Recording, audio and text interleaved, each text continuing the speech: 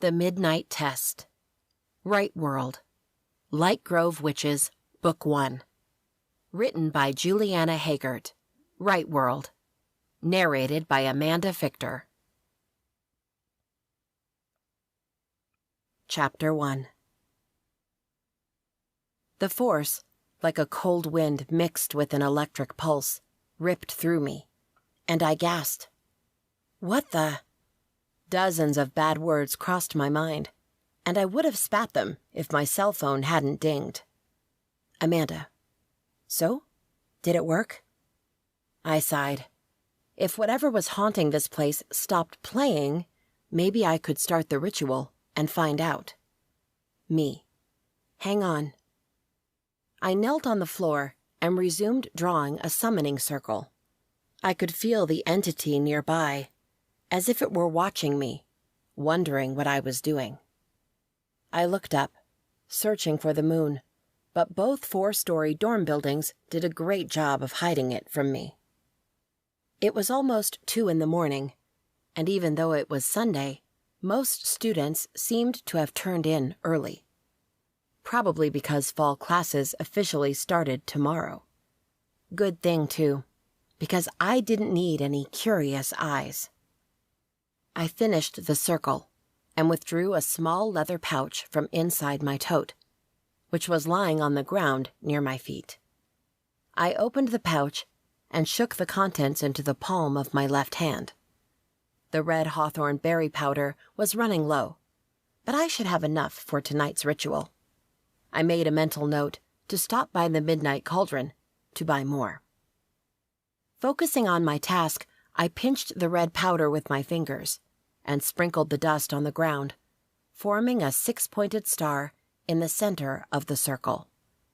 After making sure there were no gaps in the star, I cinched the pouch and threw it back in my tote. I pulled out my phone and sent a message to my sister. Me. Done. Amanda. Now place the crystals on each point of the star and step into the circle and then call it. I rolled my eyes. Me. I know. Amanda. Sorry. Force of habit.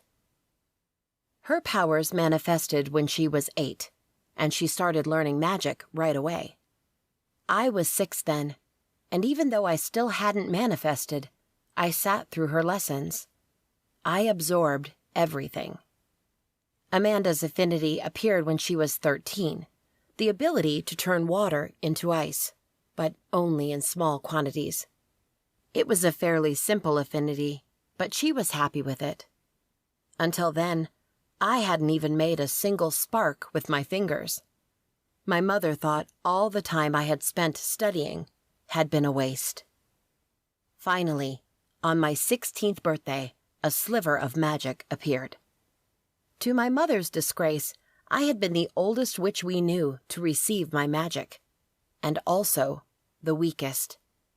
However, I knew it all the theory, all the history, all the spells, all the potions, and that knowledge, along with my weak magic, made me somewhat useful. But I still hadn't discovered my affinity. Amanda. Hazel, did you get it? Suppressing a groan, I placed the fist-sized white crystals on each corner of the 6-pointed star. I looked around one more time, making sure nobody was in the alley or watching me through the windows, and stepped into the circle. The energy from the crystals flowed into me, and I opened my arms, welcoming that bit of extra magic. It rushed through my veins, bringing energy, life, and power. I smiled. Devney, I chanted, funneling my power. I sent my magic to all 4 corners. I felt it when it bumped into the other force, enveloped it, and pulled it to the circle. Now you're mine. The force struggled against me, but my magic was strong when backed up by the crystals. The force crossed the circle's barrier, and my magic released it. Immediately, it tried to step out of the circle. I almost laughed at its foolish attempts. I channeled my powers. Appare! The air shimmered, and smoke appeared, slowly forming the outline of a person. It was a ghost. I knew it. Hazel Rose Levine. I snapped my head toward the voice and lost my grasp on my magic. The power of the crystals faded, and the ghost vanished. Shit, I muttered. A tall woman wearing a heavy white cloak with silver embroidery stood a good 15 feet from the circle. The magic within her was so powerful that I could feel it brushing against my skin, filling the alley, chasing away ghosts. A small brown owl appeared at the mouth of the alley, seated on top of a closed garbage can. It hooted once, and somehow I just knew this owl was a familiar. I stepped out of the circle. Yes? She took off the hood, revealing a plain face with sharp lines. Still, she was beautiful, in an imposing, strong way. I'm Lenora, one of the witches from the Light Grove Coven. My throat became instantly dry, and my hands damp. Lenora. She was one of the council members of the Light Grove Coven. What was she doing here? I could only think of one thing. Have you received my request? The one I had sent 2 months ago, when I first arrived in New Orleans for summer classes. Several options had rolled through my mind since then. 1, they didn't get my request. 2, they got it and, knowing how weak I was, chose to ignore it. 3, they got it and were spying on me, waiting to see if I should be granted an audience or not. We did, she said, her voice grave. We decided it's time for us to meet. My heart skipped a beat. I truly wasn't expecting this. Really? She went on, as if the excitement in my tone didn't amuse her one bit. Tomorrow evening, at the appointed place and time. She waved her hand, and an old, rolled parchment blinked into existence right in front of my face. I snatched it. Don't be late. I won't, I promised. She turned, but then stopped and looked around the tall buildings before her eyes settled back on me. You should be careful, walking alone in the middle of the night. New Orleans is full of supernaturals, and most of them don't have good intentions. I gulped. I had heard that, of course, but so far I hadn't encountered any supernaturals, besides the 1 or 2 I knew about. But if she was warning me, then I should take it to heart. The owl hooted again. Before I could answer, shadows surrounded her, and just like that, she was gone, and her familiar, too. A thrill bubbled in my chest, and I reached for my phone from over my tote. I began typing a text for my sister, then stopped. What the hell? Who cared if it was past midnight? My mother would want to know this no matter the hour. She answered on the second ring. They contacted you, she asked, her voice alert. I frowned. How did you know? Calling me at this time? That better be it. The excited feeling died down, and I sighed. To her, that was the main reason I moved from our tiny town of Oak Hill, middle of nowhere in Louisiana, to New Orleans. No matter how much I wanted to go to college and live a normal life, since apparently I wasn't cut out for the witch thing. But she had made me promise, she begged me, to contact the Light Grove Coven, to request an audience so I could introduce myself, and also request a position within their ranks. It would be the biggest honor, she had said. Yes, it would. With the exception of my mother and Amanda, our family was the weakest in our entire region, and I was the weakest of them all. She would love to have a daughter inside the Light Grove Coven, the strongest, most powerful coven of light witches in existence. To my mother, I could be there as a maid. She didn't care, as long as I got in. "So?" she asked. "When will you meet them?" "Tomorrow." That was in less than 24 hours. My stomach nodded. I picked up the crystals and stashed them inside my tote. "I'll call you once I'm out." "Please, Hazel," she sighed. "Impress them somehow." How was I supposed to do that? My magic didn't hold a candle to theirs. There was nothing I could do that would impress them. Honestly, I didn't know why they accepted my request. I counted to 10 before answering. "I'll try." I waved my hand to the circle. The red and white lines turned to dust that drifted away in the soft breeze. "If they ask you for a demonstration, what will you do?" I scanned the alley one more time, making sure I hadn't forgotten anything, then turned on the heels of my high tops and walked out the alley. I don't know, I bumped into something and tripped backward, but recovered before my butt met the ground. My phone fell from my hand, and my tongue tingled with curses. "What the fu—" I cut my words short and stared at the guy before me with wide eyes. Even peering out from under a hood, his eyes pulled me in. He was breathtaking. His eyes were the brightest blue I had ever seen, and they went well with his fair skin and his dark brown hair, which was shaved close on the sides and longer on the top, but he didn't leave it up in spikes like mohawks or faux hawks. His puckered lips and sharp chin and jaw added to his beauty. As if his face wasn't enough, he was tall and wide. Peeking from his sleeveless hoodie, his arms were inked and toned, and right now, gleaming with sweat. I didn't know what to stare at first, the tattoos or the muscles or the sweat running over his skin. Frowning, hot tattooed guy bent down and picked up my phone from the ground. "Sorry," he said, offering the phone to me. I forced myself to swallow. "Thanks."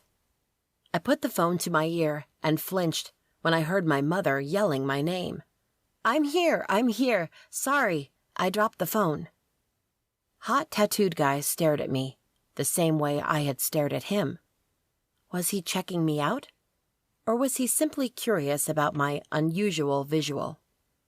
My fair skin and pale blue eyes were nothing new, but blonde hair streaked in red, a bar on my left eyebrow, a tiny crystal piercing in my nose. I had another, not so tiny, on my belly button, but he couldn't see that one. Eyeliner and mascara, but no other kind of makeup. A tattoo of 3 stars on the side of my neck. I had more, but he also couldn't see those. Were almost always something people stared at. Not to mention the style of clothes I liked. At the moment, I wore a thin, off-white, short-sleeved tee, black leggings, black and red high tops, and I had my red leather jacket hanging from my tote. Well, my style might have been a novelty back home, but I knew it wasn't here in New Orleans. Maybe he was staring at me for another reason then. People always told me I looked younger than I was. Did he see me as a 15-year-old girl instead of 18? His eyes met mine, and I inhaled deeply. Mom, can I call you tomorrow?" "Sure," she said, sounding a little suspicious. "Bye." I turned off the call before she could say anything else. I dropped my phone inside my tote. "Sorry about bumping into you." Hot tattooed guy buried his hands in the pockets of his sweatpants. "It's okay." His voice was deep and gruff. I told my girly side to be quiet before I acted like a hormonal high school girl and giggled at him. It was my fault, too. I should have been paying attention to where I was going. "It's okay," I muttered. For some reason, I wanted to make him talk more. "I'm Hazel." I stretched my hand to him. Hot tattooed guy glanced at my hand before taking it and enveloping mine in a firm handshake. "Sean." My hand seemed so small in his. My cheeks warmed, and I pulled my hand back. Trying to sound nonchalant, I tilted my head to the side and said, "So, Sean, you run at this time of night?" "And you talk on the phone with your mother in dark alleys?" he said, his tone tight. I almost flinched. He averted his eyes. "Sorry. It isn't my business." "Yeah. Well, sorry I asked, too." As much as it pained me, I turned around and started walking to my dorm building. The breeze blew again, carrying one of the many flyers spread throughout campus, announcing the big welcoming party next weekend.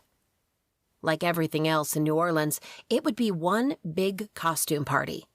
And even though the dorms had started filling up 2 days ago, everyone was already talking about it. I stepped on the flyer and I picked it up, thinking about throwing it away in the next trash can I saw. I took another 3 steps before Sean said, "Yes, I was running." I stopped and glanced over my shoulder. Sean's body was angled toward me. Now he wanted to talk? I turned back. "Do you always run at this time of night?" "Only when I can't sleep." He paused and touched a red macrame bracelet around his wrist. "Which is often." Oh. I wanted to ask why. Why couldn't he sleep? But I had never seen this guy before, and right now, he intrigued me. I neither wanted to pry too much or risk pushing him away, but I wanted to keep talking to him, even though I wasn't sure what to say. "How about you?" he asked, surprising me. He looked like the quiet, lonely type. Making small talk wasn't his thing. "Do you always sneak into dark alleys and call your mother at this time of night?" I smiled, turning my own question against me. Touché. "Sometimes." His expression hardened, and the muscles in his neck and shoulders tensed. "You shouldn't be out alone so late. It's dangerous." On instinct, I took a step back. Was he warning me he was dangerous? Not that I was afraid. I really wasn't. I had ways of defending myself. A normal human would never touch me if I didn't want them to. But he didn't know that. "Right," I said, playing along. "Well, classes start early tomorrow morning. I should get some sleep." I took another step back. He nodded. "Good night." "Good night," I said, before walking the short distance to my building's front door. Once inside, I spied on him, through one of the lobby windows. Sean remained in place, staring at my building door. Slowly, his gaze shifted up. To the dorm windows? He shook his head, turned around, and pushed into a run again. I watched until I couldn't see him anymore. Sean was intriguing, to say the least. I peeked at the flyer in my hand. It would be nice to go to the welcoming party. To go out, period. I spent most of my weekend nights hunting ghosts and putting them to rest. A welcoming party on a Friday the 13th wouldn't be any different. Fishing my phone from my tote, I climbed up the steps to my floor. There were several messages from Amanda. As much as I wanted to answer her, I really should go to sleep. Just because I was a witch, it didn't mean I didn't get tired, and knowing me, tomorrow, I would feel like a zombie. Chapter 2. The next morning, I did look like a zombie. If I cared about what others thought, I would have applied more makeup to hide the dark circles under my eyes. But since I didn't care, I played with the eyeliner and mascara as usual. The first thing that popped in my mind once I opened my eyes was the encounter with Sean. I didn't know what to make of that. He was so hot, handsome, manly, mysterious, intriguing. There was more to him than he wanted people to see, and that made me curious. The second thing on my mind was the audience. Holy shit. I had an audience with the Light Grove witches later tonight. My stomach rolled, and nervousness made its way into my system. Now I would spend the next handful of hours anxious and overthinking it. The bathroom door slipped from my hand and closed with a bang. I held my breath, but my roommate only snored in her bed. I had met Krissa 2 days ago when she moved into our bedroom, but from the way she had barely stopped in here, I already knew she was a party girl. One of the only things she told me was that she never signed up for any classes that started before noon. This was officially my first semester at Toland University. Since summer didn't count, I had taken 2 core classes then, and they had been in the middle of the morning. I made the mistake of picking some 8 a.m. classes. I had gone to bed past 2 in the morning, and I was starting to regret it. As quiet as I could, so I wouldn't wake her up, I got dressed in a thin black tee, my red leather jacket, skinny jeans, and black high tops, and exited the room. Toland was a big private school with almost 15,000 students. I could never have dreamed of being accepted into it because of the requirements, and if it weren't for the handsome scholarship I had gotten, I couldn't have afforded the tuition. Being a straight-A student with lots of extracurricular activities, which usually interested the admission committee of any university, had paid off. On my way to class, I stopped by the coffee shop, strategically placed at the center of campus. Thankfully, the line wasn't long, and I was soon ordering my white mocha latte and a blueberry muffin. Jane was the one preparing my drink. "How is it going?" she asked in a chipper voice. I had known Jane for years now. She was 2 years older and from my hometown, and her family was a mix of humans and witches. She was half witch, which I knew bothered her. From what I remembered, she had always wanted to be a full witch with incredible powers. But her family was as weak as mine, and being a half witch made her powers even more ridiculous than mine. I shrugged. Can't complain. The news that I had an audience with the Light Grove Coven that night bubbled in my throat, but I pushed the words back down. This was something that would only make her sad, or even jealous. Jane handed me my muffin and leaned over the counter. "You know, I sensed a ghost around the East dorms last evening," she whispered. "But, I'm not strong enough to actually locate it or summon it." I frowned. Could it be the same ghost I had tried to capture last night? I hadn't sensed any others in the last 2 days, and the only other one I had found during the summer I had dealt with. Even though my dorms were on the south side of campus, ghosts were known to roam. "I've sensed it too," I told her. "I'll take care of it." With a tight smile, Jane gave me my coffee. "Great. Have a good day." "You too." I walked away, feeling bad about this exchange.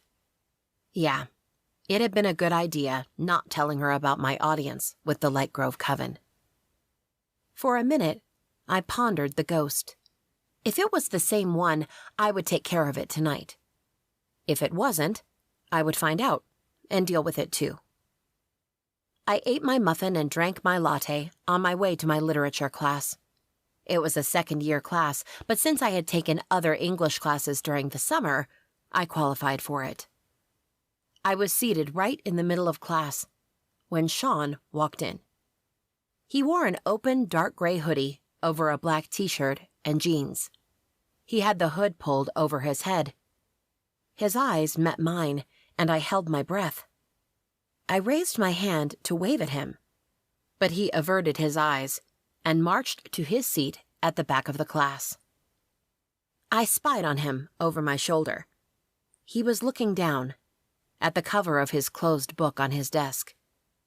Disappointment bloomed in my chest. Wasn't he curious about me, like I was curious about him? I was so plain, so boring, that he wouldn't even look at me? "Careful," a girl said. I turned to the side. She was seated at the desk next to mine. "He's a handful." I frowned. "Excuse me?" "Sean Flaherty." She nodded her chin in his direction. "You were just staring at him, weren't you?" I opened my mouth, but nothing came out. She continued, before I could form a coherent sentence. "He's a mess after what happened." "What happened?" Her eyes bugged. "You haven't heard?" "Heard what?" She probably thought I was a sophomore, like most students in here, but apart from summer, I was practically brand new at Towland. The girl leaned over her desk. "Last year, he was a sophomore, and one of the most popular guys on campus," she said in a low voice. "His younger sister and his best friend died on Halloween night. He was with them, and I heard he couldn't explain what happened. He got arrested since nobody knew how both of them died. They thought it could have been him, but he was found not guilty. He didn't come back to school and failed that semester. Then he skipped spring and summer. He came back this semester, but from what I heard, he isn't the same. He avoids everyone." She glanced at him. "If you ask me, I would say his head is pretty messed up." The professor walked in, and the girl straightened in her seat and turned her attention to the front. Not 2 minutes later, the professor began his lecture. My attention, however, was on the guy sitting in the back. Chapter 3. On Mondays, I had 4 classes. My first one had been literature, where I had seen Sean, and my mind had focused on him. But my last 2, history and biology, had been a blur. My nervousness only grew as the day went by. My mind came up with several scenarios, none of which ended well. In one of them, the witches asked me to perform my most powerful spell, and I ended up setting the place on fire. Not that I could have done that. Fire was harmful to light witches, and no one could conjure fire. In another scene, they were cruel and rough.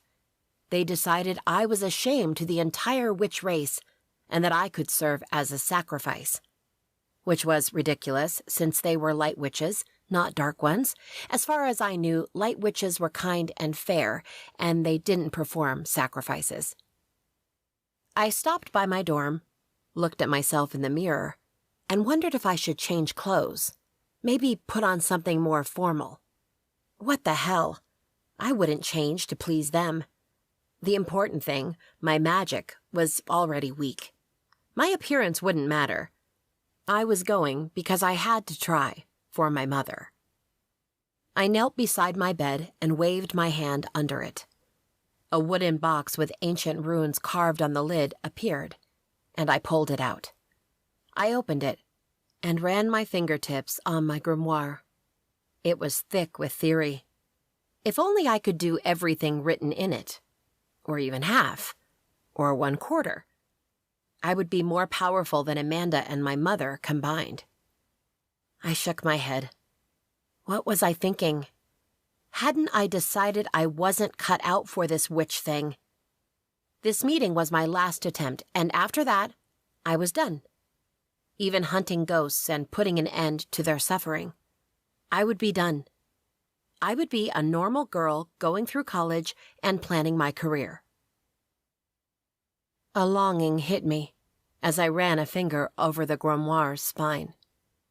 There was a time when I had wanted to be a witch. That had been years ago, when I had been hopeful and couldn't wait for my magic to manifest. That didn't last long, though.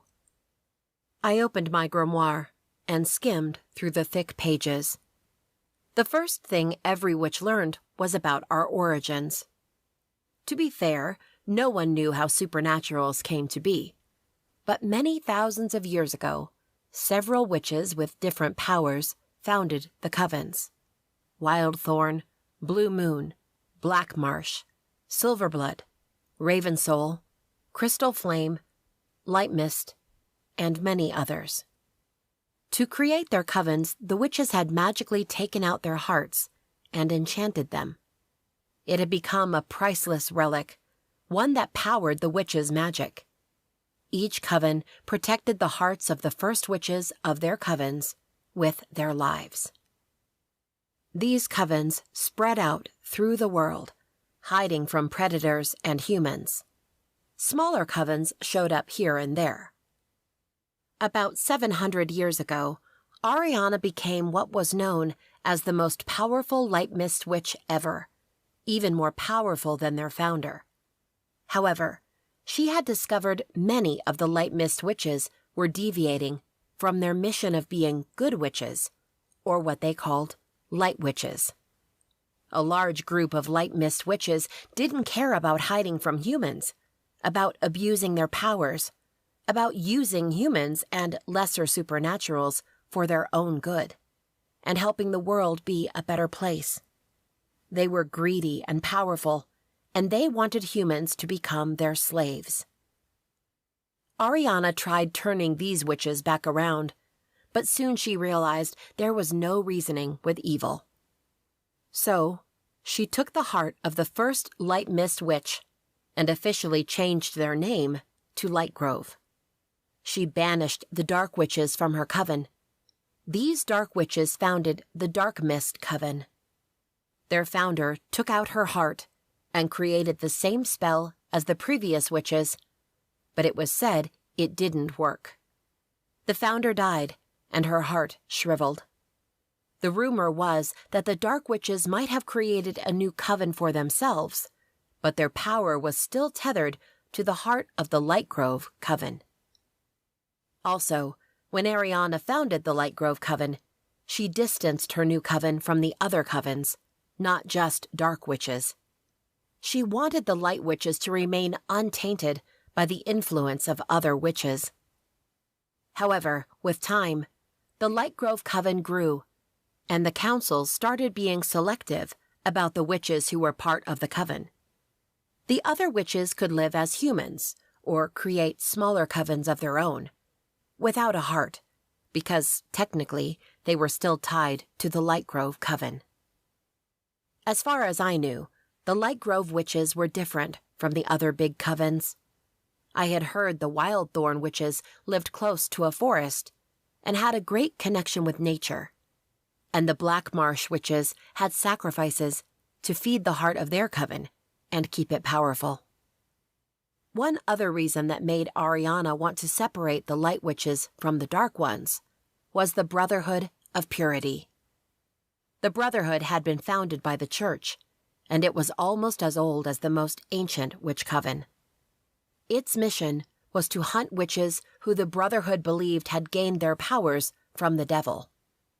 Dark witches had tainted the reputation of all witches, and the Brotherhood hunted innocent witches and killed them.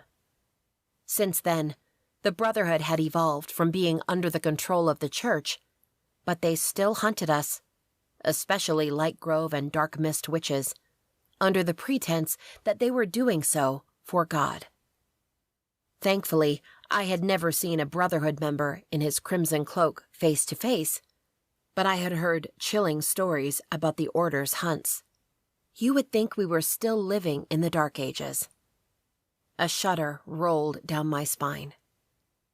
Carefully, I pulled the parchment Lenora had given me from under my grimoire, folded it until it was small enough to fit in the back pocket of my jeans, then closed the box, pushed it under the bed, and cast the cloaking spell again.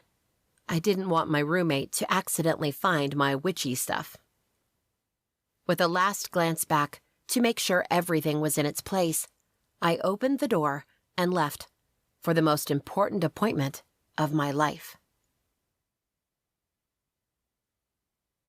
Chapter 4.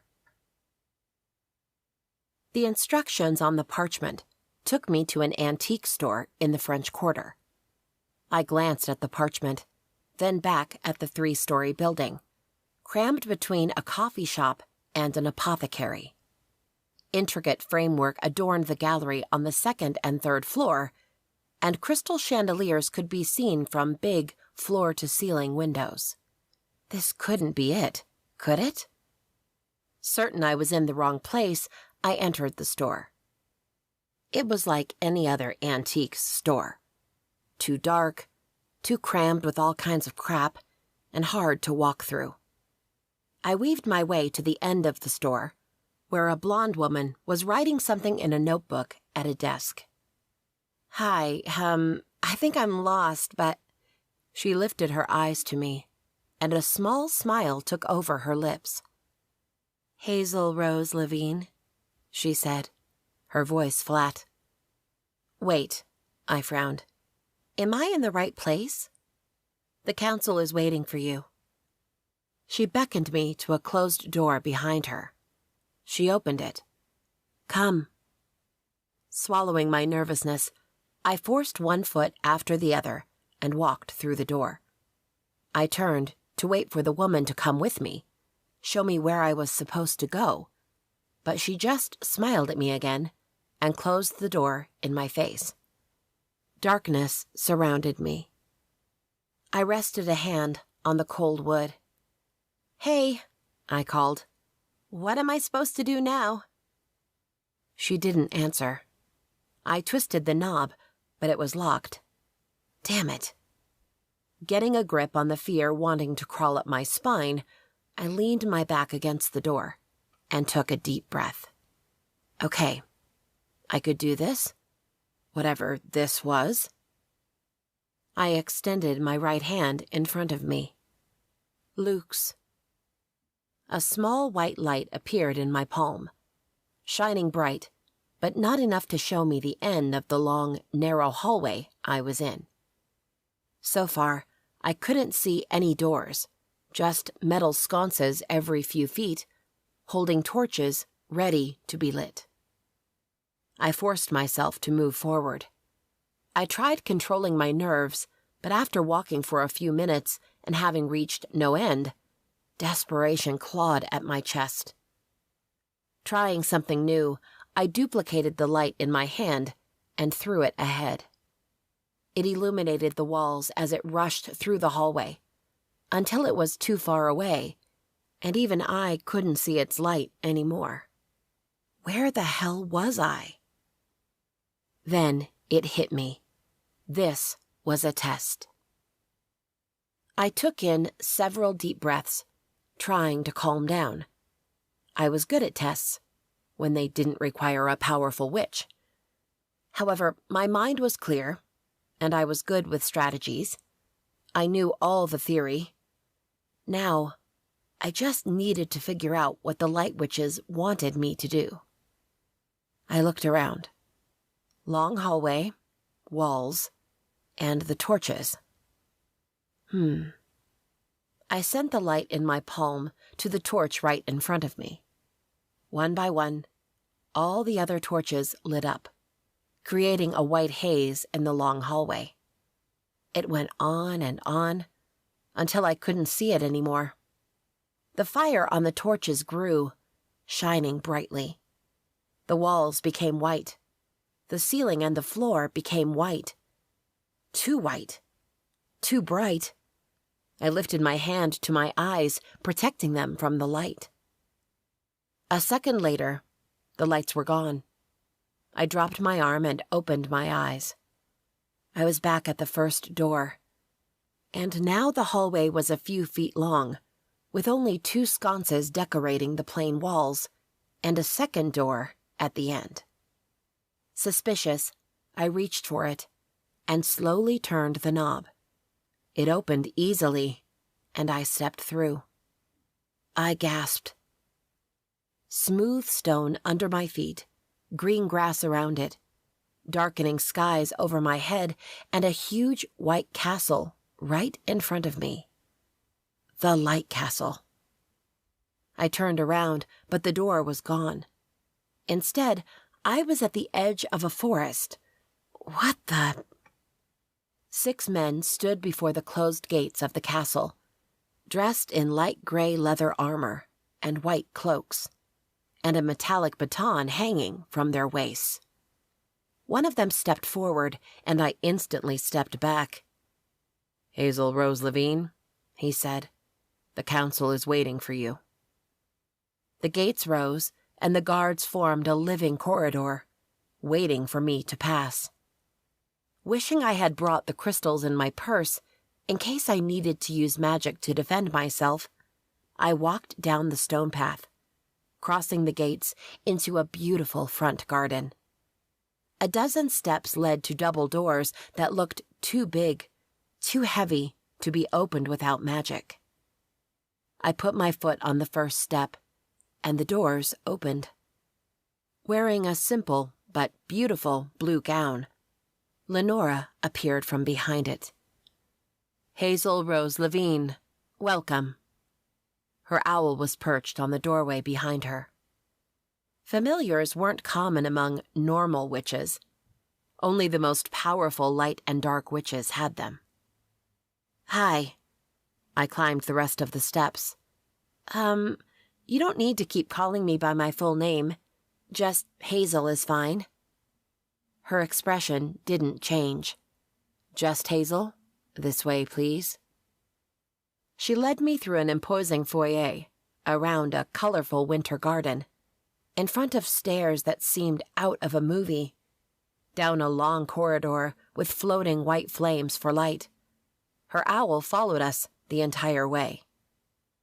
Guards were strategically placed at archways and in front of doors, all of them impassive, and with their hands close to the silver baton at their waist. This place was impossible. It couldn't be located in New Orleans. There was no way I wouldn't have known of its existence if it were. Finally, the corridor ended at another set of large double doors. Lenora waved her hand, and the doors opened. Following her, I entered a big room with 10 white chairs forming a circle. She positioned me in the center, and I couldn't help but squint at several markings on the stone floor. "Ariana's marks," I whispered. "That's right," a new voice said. I raised my head and was taken aback. Half of the chairs were now occupied. A woman with long, raven hair and wearing a light yellow gown smiled. Pinned to the bodice of her gown was a white pentagram brooch with a rune in the center, the Light Grove symbol. Behind her, perched on the chair, was a red bird, her familiar. "What do you know about Ariana?" I stilled, but forced my voice out.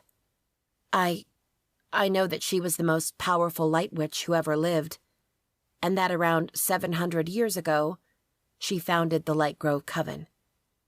"You're right," the woman said. "How did she die?" Was this another test? To know the history of the light witches? If it was a boring test. Her village was surrounded by the Brotherhood of Purity. Prince Thales arranged for some of his men to take Ariana out of town. But, unfortunately, the soldier Hugo betrayed the prince and brought Ariana directly into a trap.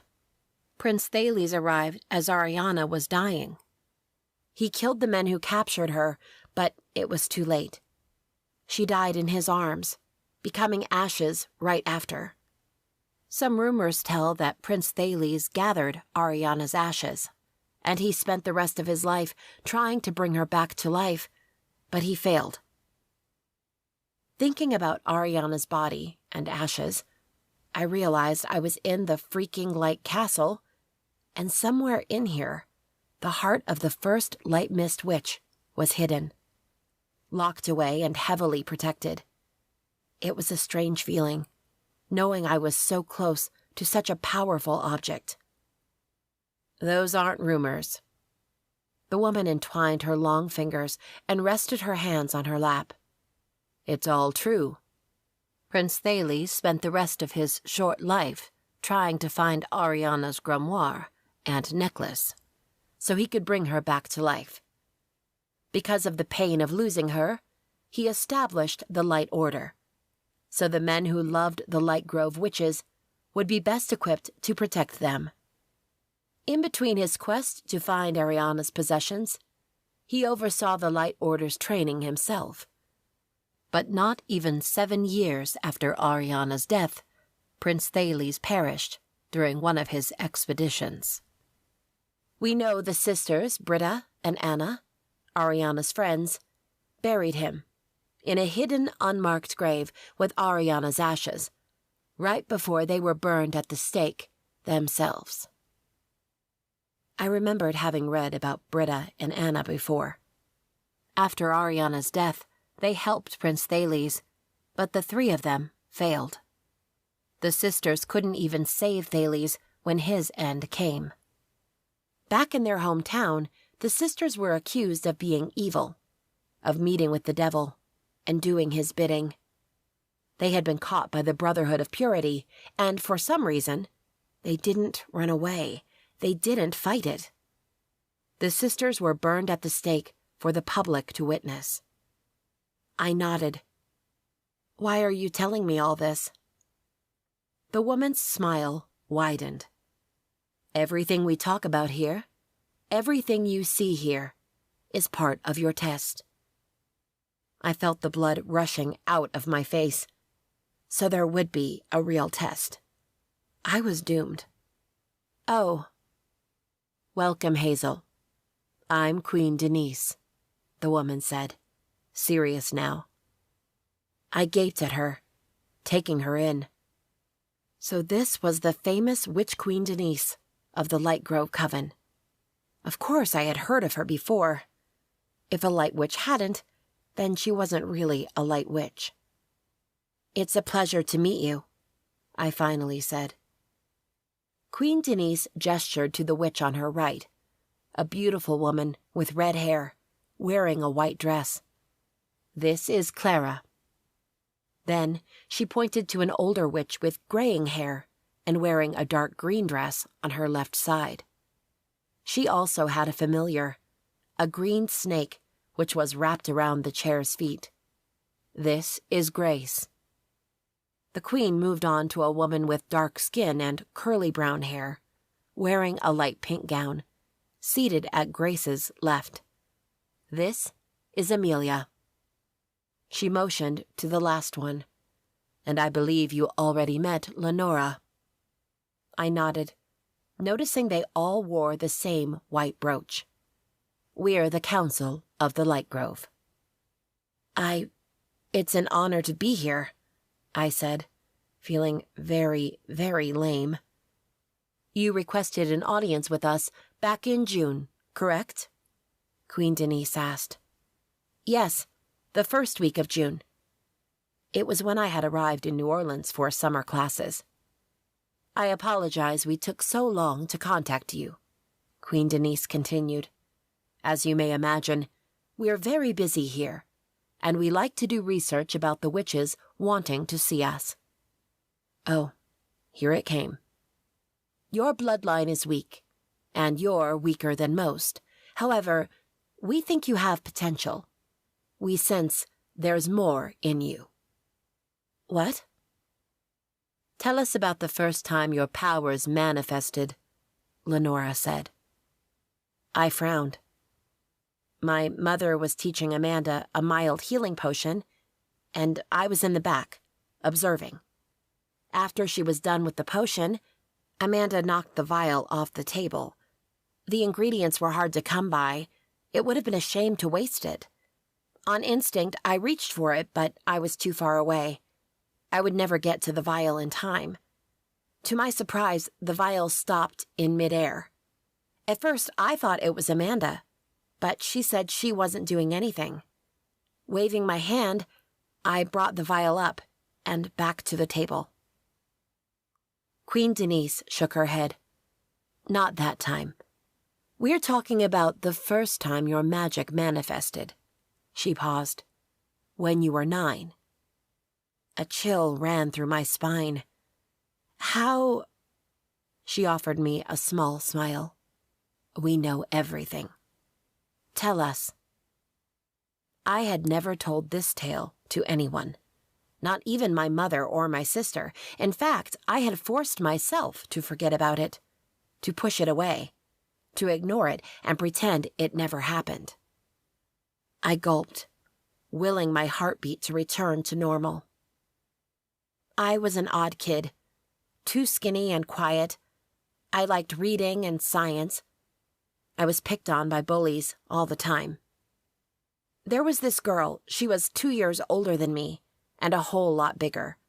She loved pushing me, calling me names, just bothering me. She started stealing my lunch and throwing away my homework. One day she was following me home, taunting me. I was carrying a Mother's Day gift I had made in school, proud of my artistic skills. She pushed me, and I fell in the dirt, destroying the gift. I don't know. I just reacted. I threw my hands at her. She flew several feet and fell on her back. But I didn't stop. With my magic, I lifted her up in the air and squeezed her throat. She was turning purple, and that's when I realized what I was doing. I almost killed her. I stopped, and she ran away, yelling I was a freak. It had been terrible. The girls spread rumors at school, and then all the kids called me freak. My sister didn't understand, and she kept asking me about it, but I pretended I didn't know why they were picking on me. "Did you try using your powers after that?" Queen Denise asked. I sighed. No, I was afraid of hurting someone else. She nodded. "Your fear suppressed your magic, until you were 16 and couldn't hold it back anymore. It slipped through your barrier, even though you didn't want it to." Shame hurt my chest. It's not that I didn't want it. "I understand," Queen Denise said. "Anyway," Lenora continued, "we'll give you a chance." Forgetting about my depressing past, my heart soared. "Really?" Queen Denise smiled. "All the witches who joined our coven had to prove themselves. You'll have to do the same." Oh, shit. "What do I have to do?" Her smile faded. "In 3 days, the veil between the living world and the dead world will become thin." 3 days. Friday the 13th? Lenora nodded. "Yes, like All Hallows' Eve, winter solstice, and other mystical events, Friday the 13th is another day when the magic in the world acts up." I knew about Halloween, but I had no idea about winter solstice and Friday the 13th. The veil becomes so thin that it actually rips in several places, especially here in New Orleans. Queen Denise continued. "Many of our witches spend the night finding and patching the cuts in the veils, then sending the ghosts back to their side. That will be your job." She waved her hand, and a rolled parchment popped in front of my face, much like Lenora did 2 days ago. I closed my hand around it. "Here's a list of places in New Orleans where the veil will most likely rip. Close as many cuts as you can, send as many ghosts back as you can, and we'll talk later about your performance." I gulped. So it wasn't a "do this and you'll pass" kind of test. It was a "do this and we'll talk about it" one. I was nervous because I wanted to please them, not because of how hard the test was. I had been sending ghosts back to their side for a long time. However, I had never closed a cut or sent a bunch of ghosts back at the same time. I wasn't sure I could do it, not with how weak I was, but I sure would try. "Report back here on Saturday by noon. Do you understand the terms of your test, Hazel?" Queen Denise asked. I cleared my throat. "Yes." "You should also know, all witches who pass the test don't immediately join our ranks," Lenora said. "But we can discuss more about this later." What did she mean they didn't join immediately? I wanted to ask more about this, but I felt like I wouldn't get an answer, no matter what. "Sure," was all I said. "You're dismissed," Queen Denise said. "Good luck." As if they had comprehended her words, the double doors opened. Lenora stood from her chair and led me back to the front of the castle. "Good luck," she said, from atop the front steps. "Thanks." I walked down the stairs, through the garden, and under the gate. I stopped for a moment and gawked again at the magnificent light castle. It could be the second to last time I saw it, and I wanted to keep it in my memories. Sighing, I turned away and faced the edge of the forest. A guard dressed all in white came to my side. He extended his hand between two trees, and the door appeared between the trunks. He opened it for me. "Good luck," he said. A small smile stretched over his lips, accentuating the tiny scar on the corner of his mouth. If he hadn't smiled, I wouldn't have seen it. I nodded, knowing I would need way more than luck to help me with this test. Chapter 5. On my way back to campus, I opened the Notes app on my phone and started a list of things I would need. Since I wasn't powerful enough alone, I would need potions, lots of potions, of all kinds, to help me on the task. I also called my mother. Of course, she squealed loud enough to almost burst my eardrum. I wanted to ask for advice, but it would go to her head, and she would stay on the phone with me until tomorrow morning, probably telling me stuff I already knew. I knew her grimoire, her mother's grimoire, her grandmother's grimoire, and Amanda's grimoire by heart. What else could she tell me that I didn't know? At the top of my list was a trip to the Midnight Cauldron, tomorrow after class. The witch doctor there would have all the ingredients I needed, and she would probably know a thing or two about Friday the 13th and ghosts in New Orleans. I was walking to my dorm building when I saw Sean, leaning against the wall of the building next to mine, in the mouth of the same alley where I was trying to catch a ghost yesterday. His leg was propped up, his foot on the wall, and a cigarette in his hand. His face, half hidden under the hoodie, was turned up, his eyes fixed on a window or a spot on the wall, on the 3rd or 4th floor. What was he doing here? Perhaps he was waiting for a girl. For some reason, a little jealousy made its way into my chest.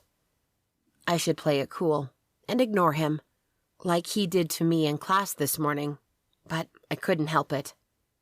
I walked up to him. "You were running yesterday, and now you're smoking.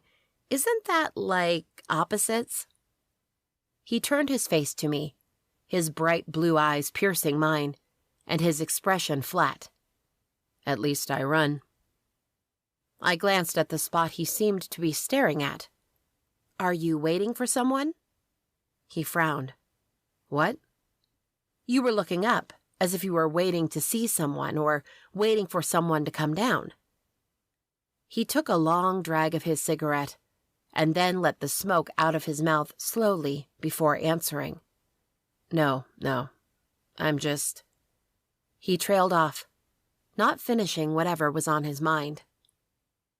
The power from the other night fleeted through the alley, and I snapped my head toward it, sure that it was stronger now. Shit. If Sean weren't here, I would have entered the alley and tried contacting it, even without drawing the circle and placing the crystals. I turned my back to the alley, trying as hard as I could to ignore the ghost. The welcome party poster was stapled to a frail tree along the sidewalk. I opened my mouth and was about to ask him if he was going to the party, but I remembered what the girl in class told me about him. If he was still grieving the deaths of his sister and his friend, I bet he wouldn't go. I wished I knew more about what happened. Where were they exactly? How did she die? I wished I could help him with his grief. I wished there was a spell to bring back the dead, or to make someone forget, or at least to take away the pain. Well, there were spells for some, but none of those were viable options. Sean followed my line of sight. Are you going to the party? No. Why? No one asked you out yet? He asked. I tilted my head, wondering what he meant. He must have seen it in my face because he averted his eyes and said, I mean, guys must have asked you, right? You're too beautiful to ignore. Then what? You said no because the one you want hasn't asked you yet? Wait. Pause.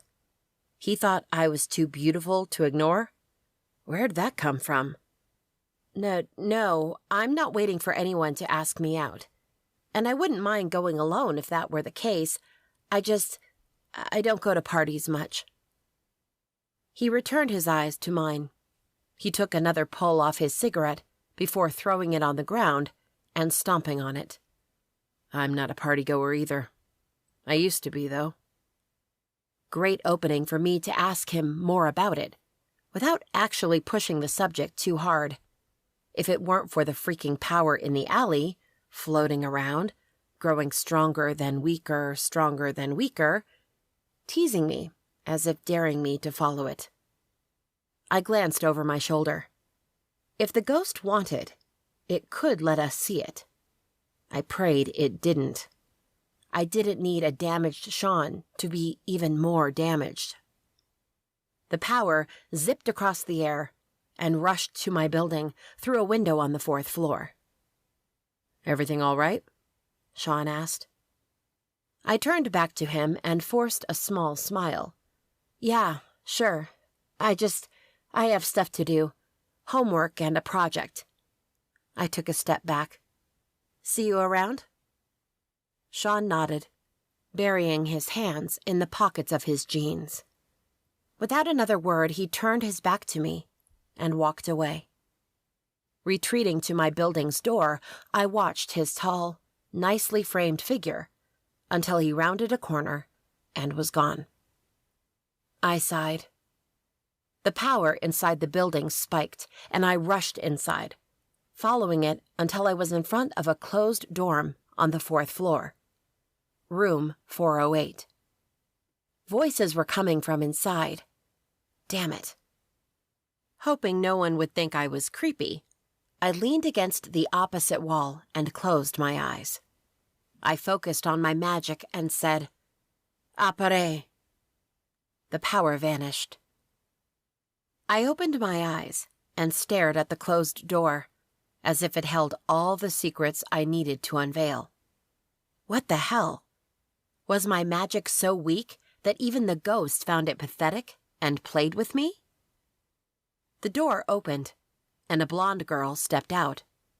She paused and spoke to someone else inside the room. Okay, I'm just gonna go see if they have it in another color. She lifted her hand, gesturing to a paper bag she held. The bag was black, with the logo of one of the biggest costume stores around. I could see the point of a purple witch hat peeking from it. Be right back. Not noticing me, she strolled down the hallway to the stairs. Her red-haired roommate poked her head around the door. Hey, ask them if they have it in red. We could go to the party in matching costumes. Halted at the edge of the stairs, the blonde nodded. Great idea. They smiled at each other before moving on. An idea sprouted in my mind. Chapter 6. Even though it was almost noon on a Tuesday, I had to sneak into my own room so I wouldn't wake up Chrissa. If I didn't need to change my books for my afternoon class, I wouldn't even come in here. Because if I wasn't careful enough and accidentally woke her up, she threw a giant fit and screamed so the entire building could hear. I knew. It had happened on Monday. To my surprise, Chrissa was already awake, still in bed, with her head propped up on 2 pillows, and messing on her phone with her eyes half open but awake. "Did you fall from bed?" I asked, as I closed the door behind me. She groaned, but her fingers moved rapidly over her phone as she typed something. I shrugged and walked to my desk, where I put down my books and gathered the ones I would need next. It was so much easier to be here normally and not feeling like a mouse sneaking in.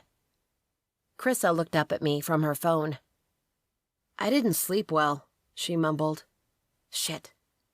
Did I snore?" She snorted.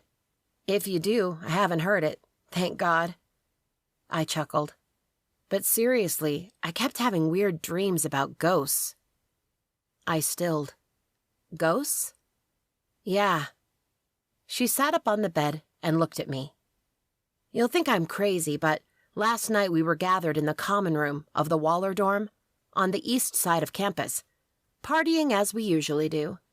And then one of the guys started telling us ghost stories. He said he had heard weird noises in his building, that building. He said he went to check the noise and found nothing. He just felt super cold and suddenly the lights flickered. We all thought he was messing with us, of course, but then it happened." Chrissa had my full attention now. "What happened?" "Exactly what he said. The music cut off, and weird noises echoed around us. Then it felt like someone had turned the AC on us. And then..." She moved her hands fast, almost shaking them. "The lights flickered. Everyone screamed there was a ghost and bolted." "But no one saw anything?" "Of course not." Her lips pursed, and she shook her head. "I don't know. I mean, ghosts aren't real, I know that. But that didn't feel like a prank, you know? I came back around 2 in the morning, but I couldn't sleep. Every time I closed my eyes, I imagined ghosts were circling our bedroom, waiting in the shadows to scare us." I frowned. A dorm on the east side of campus. It was the same place Jane said she had felt a ghost. It couldn't be a coincidence. "You said the Waller dorm, right?" "Yeah." Chrissa pushed up from the bed. "I'm telling you, I don't care if it was a prank or not, it wasn't nice. I'm never going back there." I raised my eyebrows at her. "Even if it's for a party?" She glanced at me as she walked to the bathroom. "Even if it's for a party." I seriously doubted that.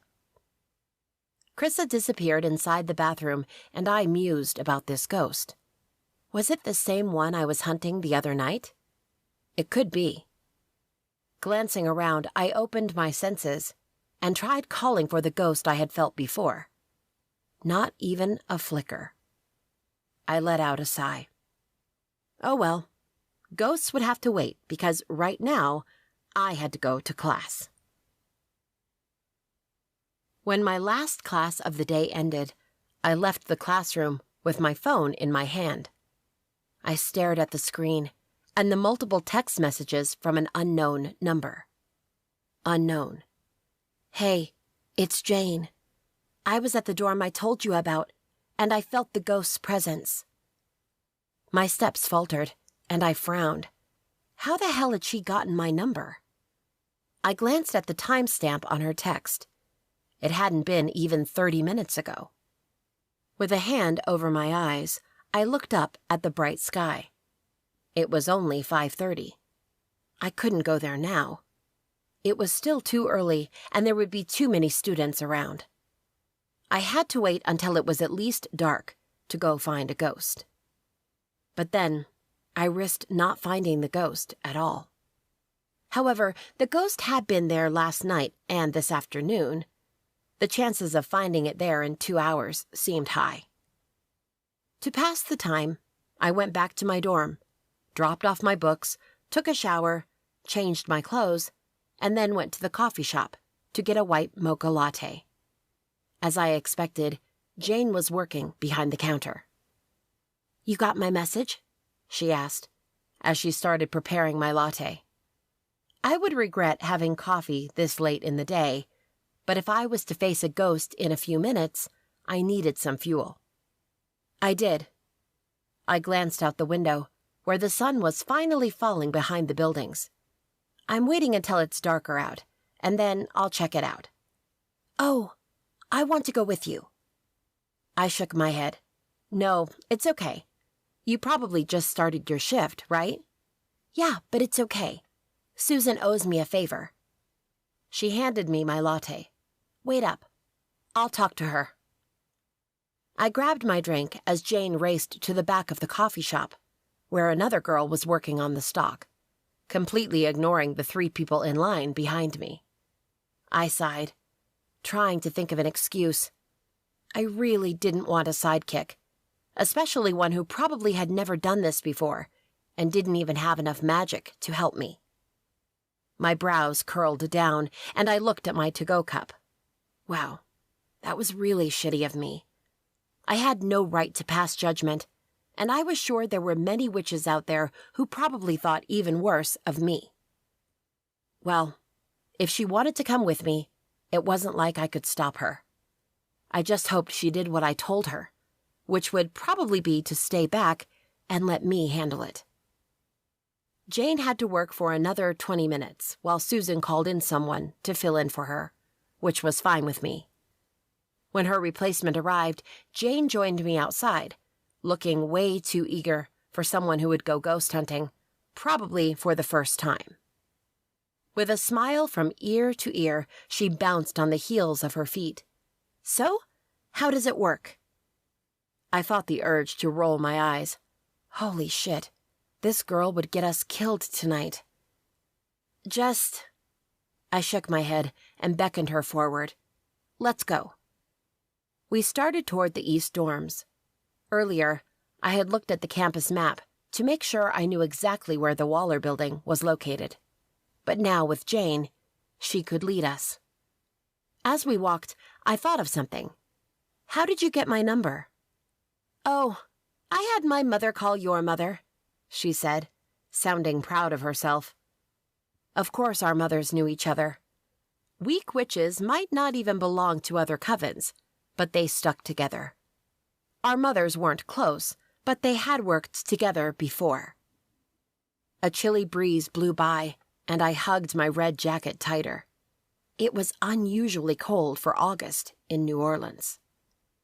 Of course, the Waller building looked like mine, and every other dorm on campus.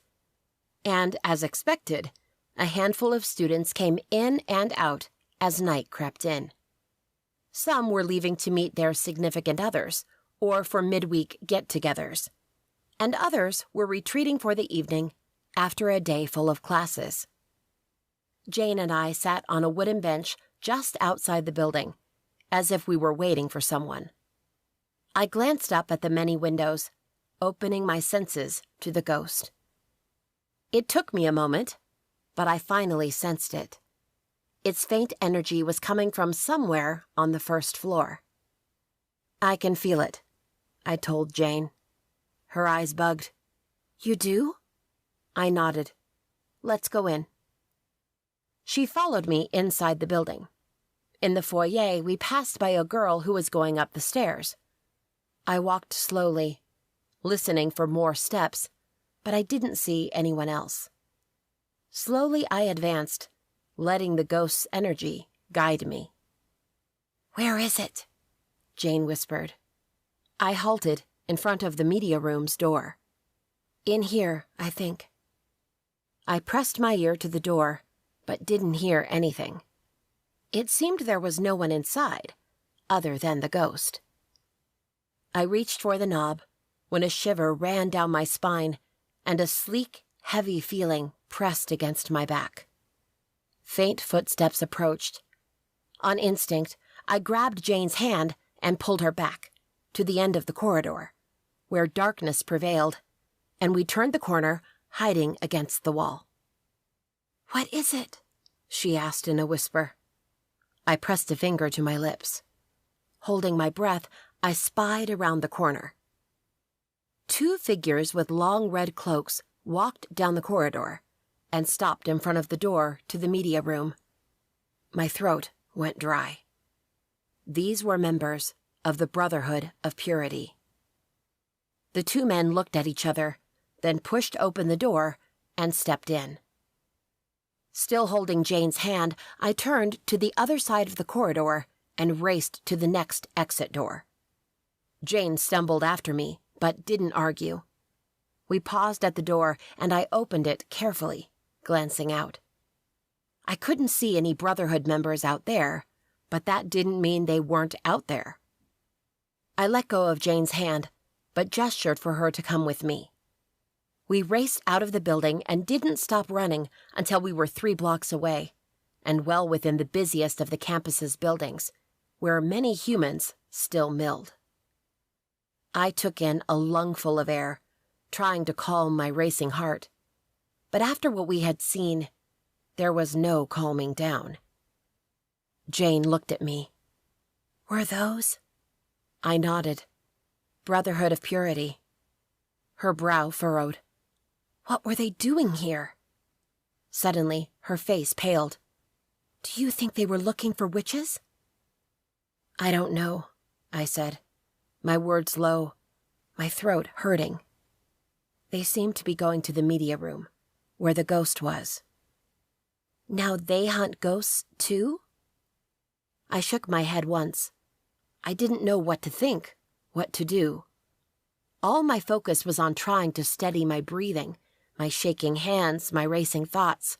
Holy shit, I had never seen the Brotherhood of Purity up close, and it terrified me. They were here, at Towland, within my corner of the world. What if Jane was right, and they were looking for witches? She and I wouldn't be safe. Any witch trying to pass as human, and there were plenty, wouldn't be safe. I inhaled deeply, focusing on what we should do next. What was the best action we could take now? But there wasn't much she and I could do. "I think we should retreat. Go to your dorm, I'll go to mine, and we lay low for the night. I won't go after that ghost for now. Or forever." She nodded, her full fear on display in her big eyes. "Agreed." She looked back in the direction of her dorm. "Wait. What if they find us?" "They won't. They shouldn't." At least, that was what I was telling myself. We've been on campus for a couple of months now. If they were here for us, we would know it already. No, they were here for something else. That ghost. But why? Like I said, just lay low. Go to class, go to work, and done. At least for a handful of days. She hesitated, but nodded again. Okay. Her eyes moved side to side. "All right. I'm off then." "Be careful," I told her. "You too." Then Jane turned and ran toward her dorm building, and I stayed frozen in place for a moment, trying to understand what had happened. I fished my phone from my pocket, clutching it tight with my shaking hands, and stared at the screen. The right thing to do at this moment was to contact the Light Grove Coven and let them know the Brotherhood of Purity was in Towland. But I didn't have their number. Did they even have a number? My only option to warn them was to go to the Light Castle, and I wasn't sure I would be welcome there without an invite. The second thing I thought about was calling my mother, but how would that help? She would only freak out, and that wouldn't be any help to anyone. No, there was nothing I could do right now, other than what I told Jane. Lay low and wait for it to pass. With that in mind, I held on to my bravado and made my way to my dorm, where I hid under the covers and didn't peek out until the next morning. Chapter 7. Wednesday was a busy day. I had 2 classes in the morning and 2 in the afternoon. According to Chrissa, I was crazy for taking so many credits. She wasn't too far from the truth. Throughout the day, I kept my head low and my eyes on the horizon, looking for threats. At moments, I thought I had imagined the Brotherhood members in that dorm, but I knew it had been real. They had been here, right under my nose. How many other times had they been this close and I hadn't known? The thought was scary. I wished I had never known. I shoved thoughts and fears of the Brotherhood to the back of my mind and tried to focus on acting as I always did. Here, I was a human, a student interested in her classes and nothing more. After my classes, time passed in slow motion. If there were spells to stop or slow time, I would be sure someone was messing with me. But since there weren't, not that I knew of, the only thing to blame was my nerves. I had already gone through the meeting. Why was I still nervous? Oh, let me see. Because I had to prove to the Light Witches that I could do this, and that I was worth joining their coven. I was doomed. I had planned to cook a quick dinner for myself at my dorm. Chrissa was out with her friends, of course. But I was too fidgety to stay still. I needed to walk, to be around other people, to watch life. Maybe something would catch my attention, and I would forget about my test enough to relax a bit. I just didn't go to the Midnight Cauldron, because that would take a long time. And it really didn't matter if I went today or tomorrow. I had more time tomorrow. I checked myself in the mirror, making sure my mascara and liner hadn't run, and that my hair wasn't all messed up, then grabbed my purse, made sure at least one of my crystals were in there, and left. Students milled in the hallways and lobby of my building, probably planning on getting together for an early, fun night. After all, we were in college in New Orleans. Who wasn't partying? Me. That was who. Instead, I hunted ghosts and went crazy overthinking an upcoming magical test. Now, I also pretended I wasn't aware that the Brotherhood could be lurking in the shadows, ready to get me. If the Brotherhood was lurking close by, what else could there be? Dark witches? Vampires? A shudder ran down my spine. Stop it, Hazel. There's no use letting fear win. Walking through campus, I tried not to let myself hope, but it was hard not to. I had heard about how glorious and rewarding the Light Witches' work was. Supposedly, it was much more than hunting ghosts. That was actually one small job they did when they had spare time. Supposedly, they were different from the other witches. They were more reserved, more conscious, and cared about all supernaturals and humans alike. It was said this was another reason the Light Grove Coven didn't get along well with the other covens. I sighed, turning a corner and walking off the university campus. The street was a French Quarter wannabe, with bars and restaurants, and even a couple fake voodoo shops. And it housed a small diner, with the best burger and fries I had ever tasted. At this time of the evening, the sidewalks were already bustling, and loud music could be heard from inside the bars, one competing with another. 2 buildings from the diner, a guy tripped out from a bar and bumped into me. My steps faltered, and I almost fell in the street, if it weren't for the lamppost at my side and my bear-like grip on it. "Hey," I complained, but the guy didn't even notice me. Instead, he rushed toward the entrance of the bar, letting out a growl. What the? Then Sean stepped out from inside the bar, meeting the guy head-on. With a feral glint in his bright blue eyes, Sean lifted his fist and smashed the guy's jaw. The guy scrambled back, but recovered, and landed a punch to Sean's stomach. Sean doubled over, and the guy took advantage and landed an uppercut to Sean's chin.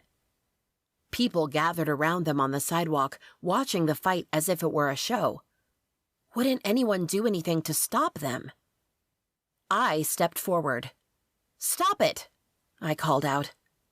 However, the hollers and the whistles of the crowd drowned my voice. Sean kicked the guy in the side and then punched his face again. I didn't know much about fighting, but Sean seemed like he knew what he was doing. Where the hell had he learned how to fight? I walked closer. "Sean, stop it!" He didn't acknowledge me. He lunged at the other guy, landing another punch. Then the guy was on him again. "Sean, stop it!" I yelled. That caught his attention. His eyes went wide as he stared at me, and that cost him. The guy punched his cheek so hard, I swear I heard the bones cracking. Sean fell on his side on the sidewalk, grunting. The guy advanced on him, but I stepped in front of Sean and whispered, "Prouda Jitos." The guy's arms dropped to his side as if they weighed a ton. His legs wobbled, and soon he was on the ground, too. "Help!" he shouted, unsure what was happening to him. It was a numbing spell. He would be back to normal in about 15 minutes. A couple of guys knelt beside the numb guy, asking what was wrong. The crowd booed me, and some even said I had disrupted their fun. Really? I turned to Sean. He was propping up on his elbows, his face scrunched. I crouched beside him. "Are you okay?" He opened his eyes in thin slits. "Do I look okay?" I grabbed one of his arms. "Let me help you." He jerked his arm away and, wincing and grunting, stood on his own. He looked at me with something like rage in his eyes. I didn't like it. "What are you doing here?" he asked, his voice grating. Unease assaulted me, and I put my hands inside the pockets of my jacket. I was about to grab some dinner, but then I saw you. What happened? "Nothing," he barked. He took a step away from me and wobbled to the side. I caught his arm, as if I was able to hold him up in case he went down. Again, he jerked his arm from my hold. "Let me help you," I said, my tone low, careful. His nose was bleeding. His cheek was swollen, dark red, and soon would be black. And the skin above his left eyebrow had split. "I can help you. Please." He groaned, but let me close. I put his arm over my shoulder and wound my arm around his back. He winced. On instinct, I lifted his hoodie and saw another red welt darkening the side of his stomach, right over a lot of well-defined muscles. Gulping, I dropped the hoodie and focused on helping him. "Where to?" He jerked his chin to the other side of the street. "This way." Even though he limped and suppressed groans every 2 seconds, Sean led the way. He took me out of the busy street and 3 blocks north to an old and beaten apartment building. He fished the keys from his hoodie pocket and unlocked the front door. Going up the stairs to the 2nd floor was a little bit more complicated. He really didn't want me to see that he was in pain, so after the 5th step, I helped him. I used magic to give him a hand. It was like there was another me on his other side, lifting him up. Thankfully, he was too out of it to question anything. He paused in front of apartment 2D. He disentangled himself from me, trying to stay on his feet without any support, and then he stared at me with cold eyes. "Thank you for your help." A bucket of cold water in my chest. That was what his words felt like. Oh. I didn't know why, but I thought he would invite me in, let me help him to his bed, look over his wounds, make sure he was really okay. Disappointment was a bitch. I stepped back. Okay. I turned and started down the hallway toward the stairs. He cursed under his breath. Hazel, wait. I halted and glanced over my shoulder.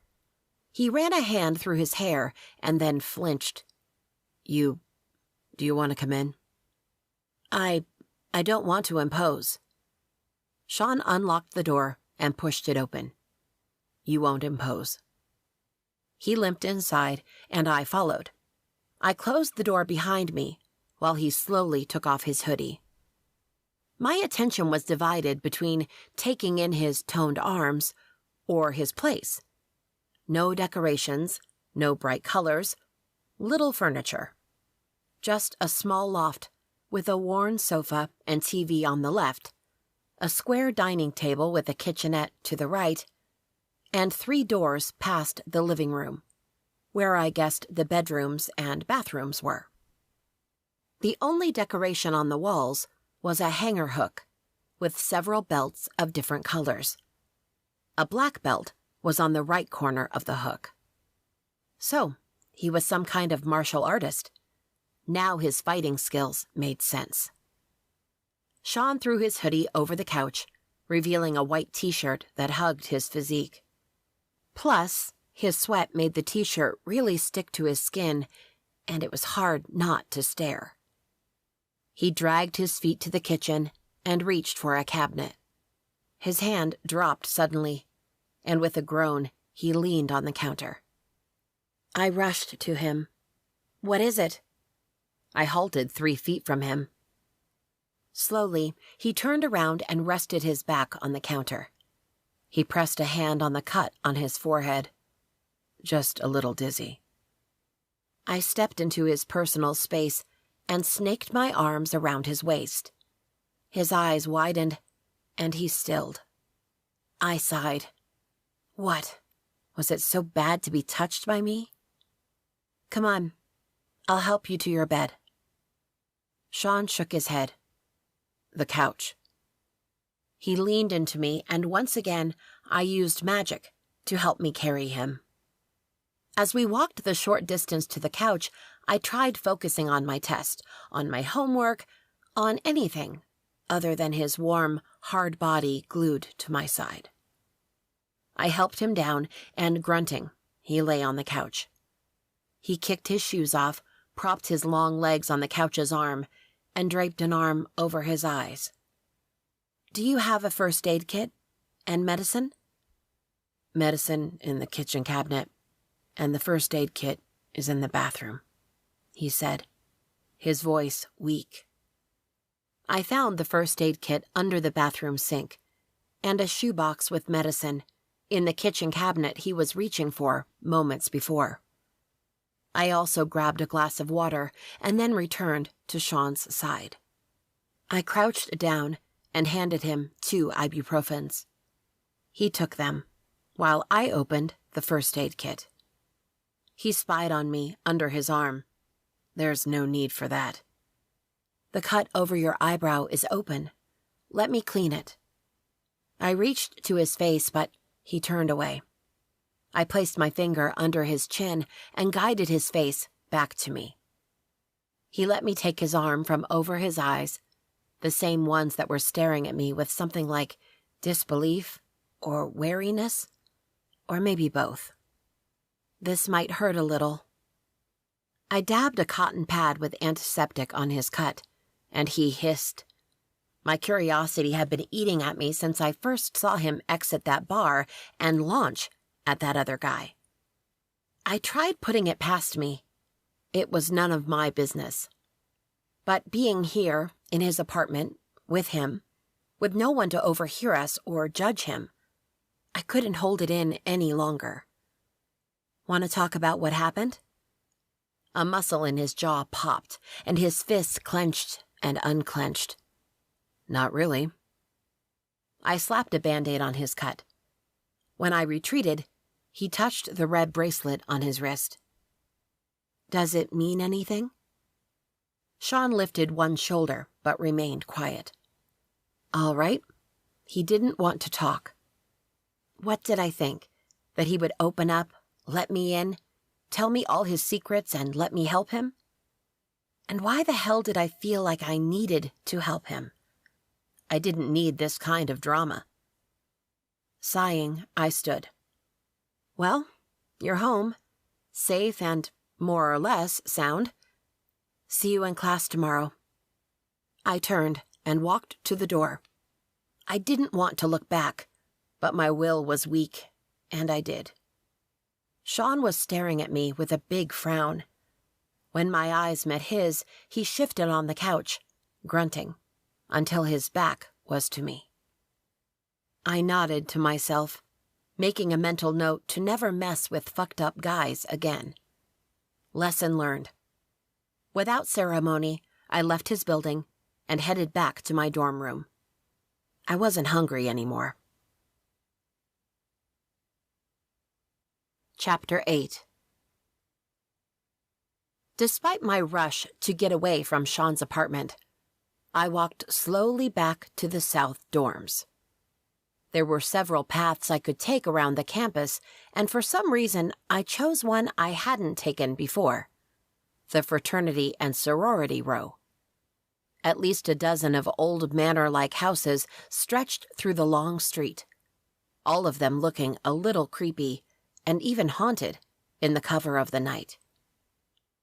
I couldn't help but look around, not only on the lookout for random ghosts, but also for Brotherhood members and other supernaturals. Like Lenora had warned me, New Orleans was full of them, and not all of them had good intentions. I would wager that most of them didn't. As I walked by the houses, I could see a handful of them had parties.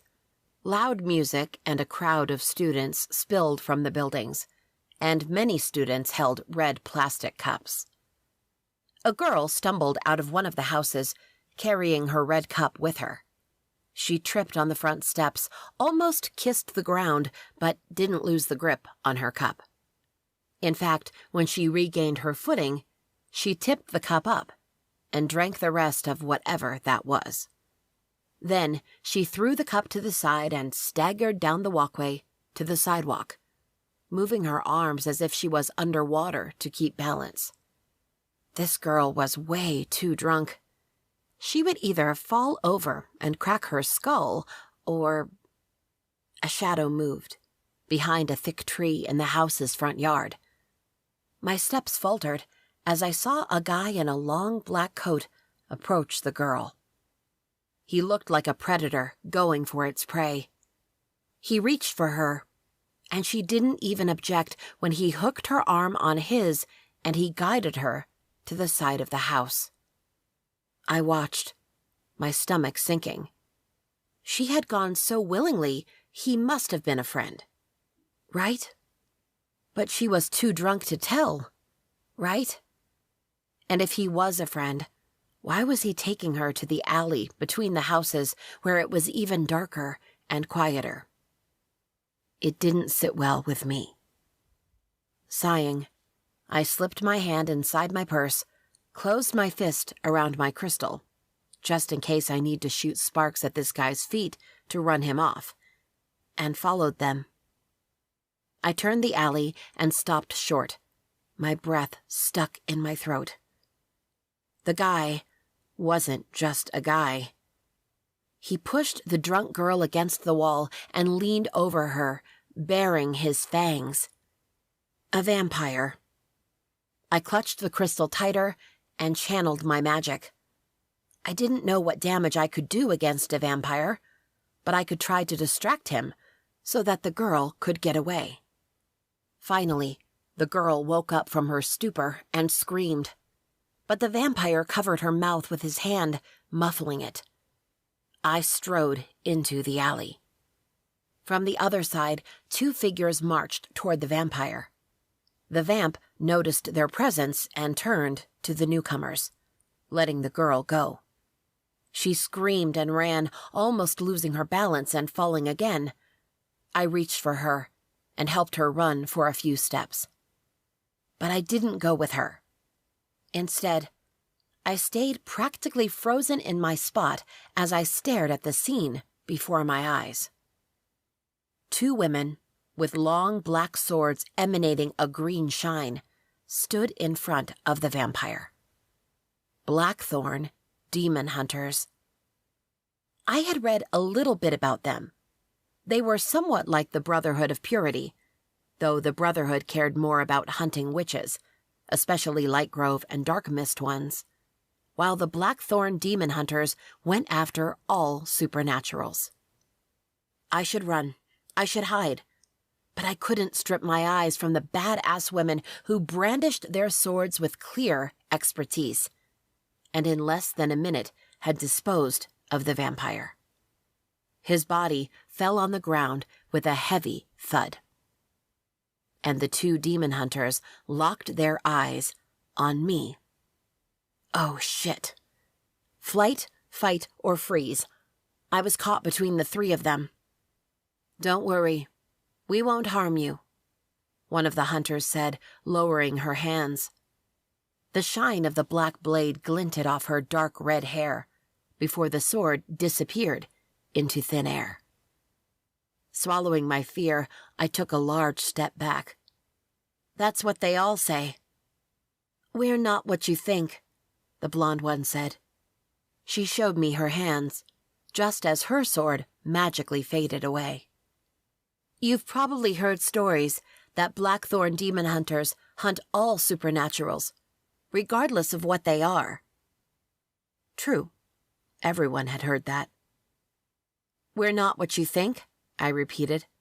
Another rehearsed line. It's true, the red-haired one said. Look, we're under new leadership. We know not all supernaturals are evil. I frowned. Are you one of the Lightgrove witches? The blonde asked. We're here to meet with your coven. Peacefully. We came to explain the changes, and our goal to protect humans only from supernaturals who try to harm them. We also protect good supernaturals from evil ones. The red-hair one gestured to herself before pointing to the blonde hunter. I'm Doreen, and this is Nora. Nora waved her hand at me. Nice to meet you. Several questions tugged at my mind. If you're here to meet with the Lightgrove witches, how come you're here at Towland? Our audience was postponed until Tuesday, Doreen said. In the meantime, we're trying to be useful. We saw you were going to save that girl from the vampire, Nora said. She towed the vampire's body, and my stomach revolved. Very brave. And also stupid, I muttered. I'm not that powerful. Probably shouldn't have told them that. If they were lying, now they could easily overtake me. I'm not one of the Lightgrove witches. Not yet, at least, if I passed their test. Oh, you seemed like one, Doreen said. All right. This was getting awkward. I should go. Of course. Nora waved me off. You go ahead, and we'll take care of the body. Be careful, Doreen said. We've been here less than 2 days, and already have had too many run-ins with supernaturals trying to harm humans. I nodded, as I had been learning that myself. Without another word, I turned and left the alley. Once I was back on the sidewalk leading toward campus, something in me tightened, and I ran. I ran back to my dorm, suddenly overcome by all that had been happening these past few days. First the Brotherhood, now a vampire and 2 demon hunters, and everyone around me told me to be careful because of the supernaturals in New Orleans. It seemed I hadn't chosen the best city to move to. Chapter 9. Towland was busy for a Thursday evening, not with students going to classes, but with students walking around, getting ready for parties or leaving to go party downtown. Chrissa was one of the many going to the French Quarter, and I was able to get a ride with her. She teased me during the 20-minute drive, asking me which bar I was going to, who I was sneaking around with. If only. I tuned her out and thought about last night, Sean, and the blackthorn demon hunters I had encountered. It had taken me a long time to fall asleep last night, because my mind kept going back to not only Sean and his sour mood, and how that had affected me, but also the fact that there were 2 demon hunters on campus, hunting down vampires and other supernaturals, evil ones, they had said. They didn't kill all supernaturals anymore. Could that be true? I wanted to believe it. After all, they had let me go. But that could have been a trick. But why would they trick me? If they hunted anyone, I would be dead already. I pushed those thoughts out of my head when Chrissa drove her beat-up Corolla into the parking garage off North Rampart Street. From there, I walked 3 blocks to Bourbon Street. At this time of the evening, the place was alive, milling with people, colors, scents, and sounds. Bright lights cast an eerie shine on the street. Red, orange, green, and blue building walls added to the lively scenery. And a jazz group, dressed in 1920s clothing, played in the middle of the street, gathering a huge crowd around them, and filling the place with smooth, sassy songs. The air smelled of beignets, whiskey, and sweet perfume. I smiled, infected by the place. But my smile faded as I remembered the couple of warnings I had received lately, and the sighting of the Brotherhood of Purity, a vampire, and 2 demon hunters. Though I knew the supernatural population was like 0.5% that of the human population, if that much, it seemed they liked to flock close together, and New Orleans was a hot spot. On Bourbon Street, I weaved through the crowd for another 2 blocks until I entered an alleyway and halted before the Midnight Cauldron. It would have been an odd name if this weren't the French Quarter, where dozens of voodoo shops were located. Some were posers to attract tourists, but a few were the real thing. And the Midnight Cauldron was famous among my kind.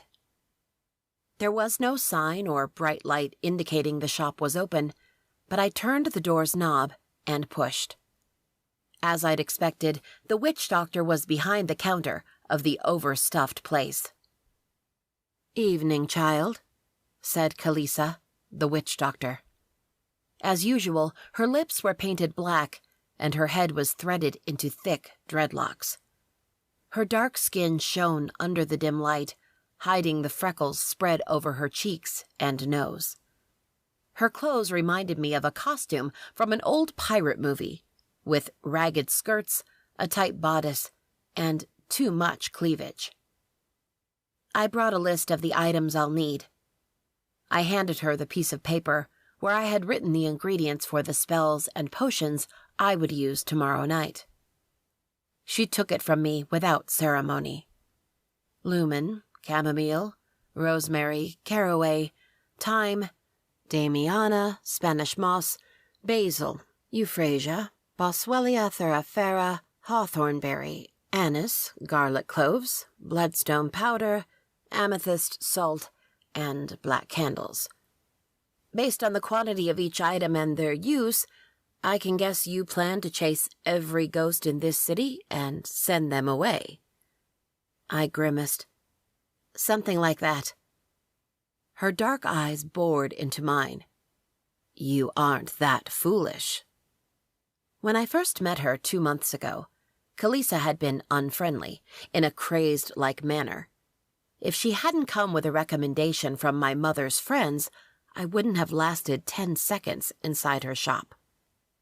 With time, I got used to her craziness and sharp mind. I think that, in her way, she had warmed up to me. Not to the point of sweet smiles and hugs and nice words, but to the point of warnings and caution. The truth was, Kalisa hadn't been born a witch doctor. She was a witch from the Wildthorn Coven. For some reason I didn't know, she had left the coven long ago and learned voodoo magic, thus becoming a witch doctor. With her dark sense of humor, she thought it was amusing to open a real voodoo shop in the French Quarter, of all places. I sighed. I have no choice. And why is that, child? It's my duty. Every witch helps a ghost to cross, if she can. And Friday the 13th is a big night for that. I have to go to St. Louis Cemetery, the city park, the Singer Theater, Hotel Monteleone, a random abandoned mansion in the Garden District. What mansion? She squinted at me, the crazed glint always there. I don't know, some random mansion? I haven't been in this city long. I'll have to look for it tomorrow. Do you have a specific address? Yes. I told her the address, and her eyes widened. What? A young girl and a young man died there last year on Halloween night. I gaped. What? The mansion is said to be haunted, and they went there with another young man on a dare. The mansion is indeed haunted, and the ghosts, trying to escape to this world, killed them. I gasped. No, it couldn't be. Do you know the names of the victims? She thought for a second before turning her back to me and reaching under the counter. She pulled out a book with a worn leather cover. She opened it, revealing several newspaper and magazine articles. I collect the articles when something strikes me as magical or supernatural. It was ordered by date, and soon she found it. Here it is, Lizzie Flaherty and Doug Marks. She turned the book to me, and I leaned over it. Flaherty. Holy shit, it was Sean's sister. The article spread over an entire page of the newspaper, and pictures of Lizzie and Doug took up the top right corner. She looked like her brother, with bright eyes and dark hair. The article told the story of how Doug and Sean had gone to the haunted mansion on Halloween night, and after finding out about it, Lizzie followed them. Then, things got complicated. Sean told the police that they knew the place wasn't really haunted, that it was a local story. But still, they were fine, having fun, until the temperature dropped. Lights that shouldn't have been connected to the main line flickered, and the shadows grew. He said people came out of nowhere and killed his sister and his best friend. He was able to run from the house before they got a hold of him and call 911. When the police got there, they didn't find anyone other than Sean and the mangled bodies of Lizzie and Doug. Sean was taken in, and after a long interrogation, followed by a psychological evaluation, which determined he was in shock, they let him go. The killers were never found. Holy shit. Temperature drop, lights flickering, shadows growing. The mansion was definitely haunted, and ghosts had killed Lizzie and Doug. Poor Sean. Of course he couldn't explain what he saw. Of course everyone would discard his story as shock. No wonder he was so lonely. I need to avenge these people, I said. You'd have to be mad to go in there, child, the witch doctor said, losing her grin. That place is the hottest ghost point in this entire city. It will be even worse on a Friday the 13th night. I closed the book. I know, but it's my job. Shaking her head, she put the book away. Tomorrow is a full moon. You know what that means, right? I nodded. The moon was powerful and influenced the lives of all paranormal creatures. Witches, ghosts, werewolves, etc. Supposedly, we all became more powerful, which meant the ghosts would be even worse to deal with. "I'll have to find a way to handle it," I said, hoping my voice didn't betray the nervousness and the fear brewing in me. "All right, child. I can see I won't persuade you to give up this idea."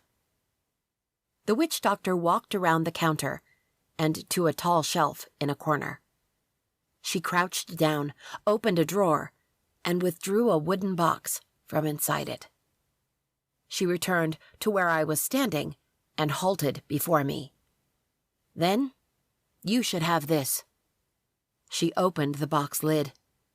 A thin leather necklace with a tiny, dirty bone for a pendant rested in white velvet. It looked evil. I scrunched my nose. "What is it for?" "This bone is said to be from a powerful witch," she said. And I wondered if she knew about the founder of the Light Grove Coven. As if reading my mind, she continued. "Not Ariana's. Nobody knows where she was buried. Besides, she was pure ashes after her death. No bones. But it's said to be Britta's, one of her mentors and best friends." I gasped. It couldn't be. Britta had been dead for almost as long as Ariana had. Over 600 years ago. How and when had someone found her bones? There was no denying the power coming from it the moment the witch doctor opened the box. I reached for the necklace and brushed my fingertip against the bone. A jolt of magic surged into my veins, startling me and making me jump back. "Whoa!" The witch doctor grinned, a totally crazed expression. "Yes, it has more power than your crystals. You can draw from it if needed." Wow. Me with a fraction of Britta's powers? That would be amazing. Surreal. Like a dream come true. I gulped. "But it probably cost a lot, and I don't have this kind of money." She deposited the box on the counter and took the necklace in her hands. "You don't need to pay me if I lend this to you. Give it back to me once your task is complete." Are you sure?" Nodding, she walked behind me and clasped the necklace around my neck. I gasped again as the magic flowed into me. It cooled me, it warmed me, it swirled inside me, and it made me feel invincible. "There, child. Now you have a chance against that mansion," the witch doctor said. I glanced at the bone hanging from my neck. "Thank you." She marched back behind the counter. "I'll work on your list. Come back tomorrow morning and I'll have everything ready for you." I tucked the necklace under my thin sweater. "All right. Thanks again." The witch doctor waved me off as if I was the most boring thing she had ever seen. And I smiled. Chapter 10. After I exited the Midnight Cauldron, I headed to St. Louis Cathedral. I wasn't the praying type, but the last ingredient I needed was holy water, and there was no better place to get some. I could have chosen a smaller church or chapel, but usually St. Louis was full of tourists, even on a Friday night. It would be easier to blend in. I had never been to the cathedral, and once I stepped inside, I halted, sucking in a long breath. It was magnificent, with a tall, arched ceiling painted with several depictions of Jesus. Galleries, colored glass windows, chandeliers, flags, a beautiful altar, and many tourists. Perfect. With the crowd, I approached one of the two statues of angels holding bowls that were filled with holy water. I fished the small vial from inside my pocket and held it in my hand. When it was my turn, I whispered under my breath, "Dilabor." The lady behind me tripped on her foot and fell on her knees. Several people turned to help her, giving me my chance. I dipped my fingertips in the water and let the vial fill. Pressing it down, the vial immersed, and 3 seconds later, I picked it up with my thumb and forefinger. I closed my hand around it and moved on, while everyone was still worried about the lady who couldn't explain how she had fallen. I took a few steps into the main aisle and stopped. Was it worth it to pray and ask for help? I shook my head, feeling silly. My kind prayed to other gods and goddesses. As I turned to leave, I spotted someone sitting in the last pew on the left, under the gallery, and away from the others. His elbows were propped on his knees, and his head was low. Though I couldn't see his face, the black hoodie and the red bracelet on his wrist told me I knew this guy. A rush of dread and concern fleeted through me. I wanted to approach him, but after last evening, I wasn't sure I should. I had thought about him a lot last night, about how disturbed and lost he was, and how I really wanted to help him. Which was crazy. Why was I torturing myself like that?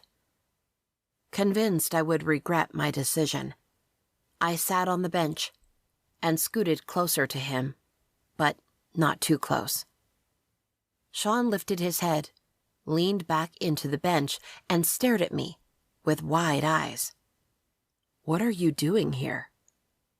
The bruises on his face were now black.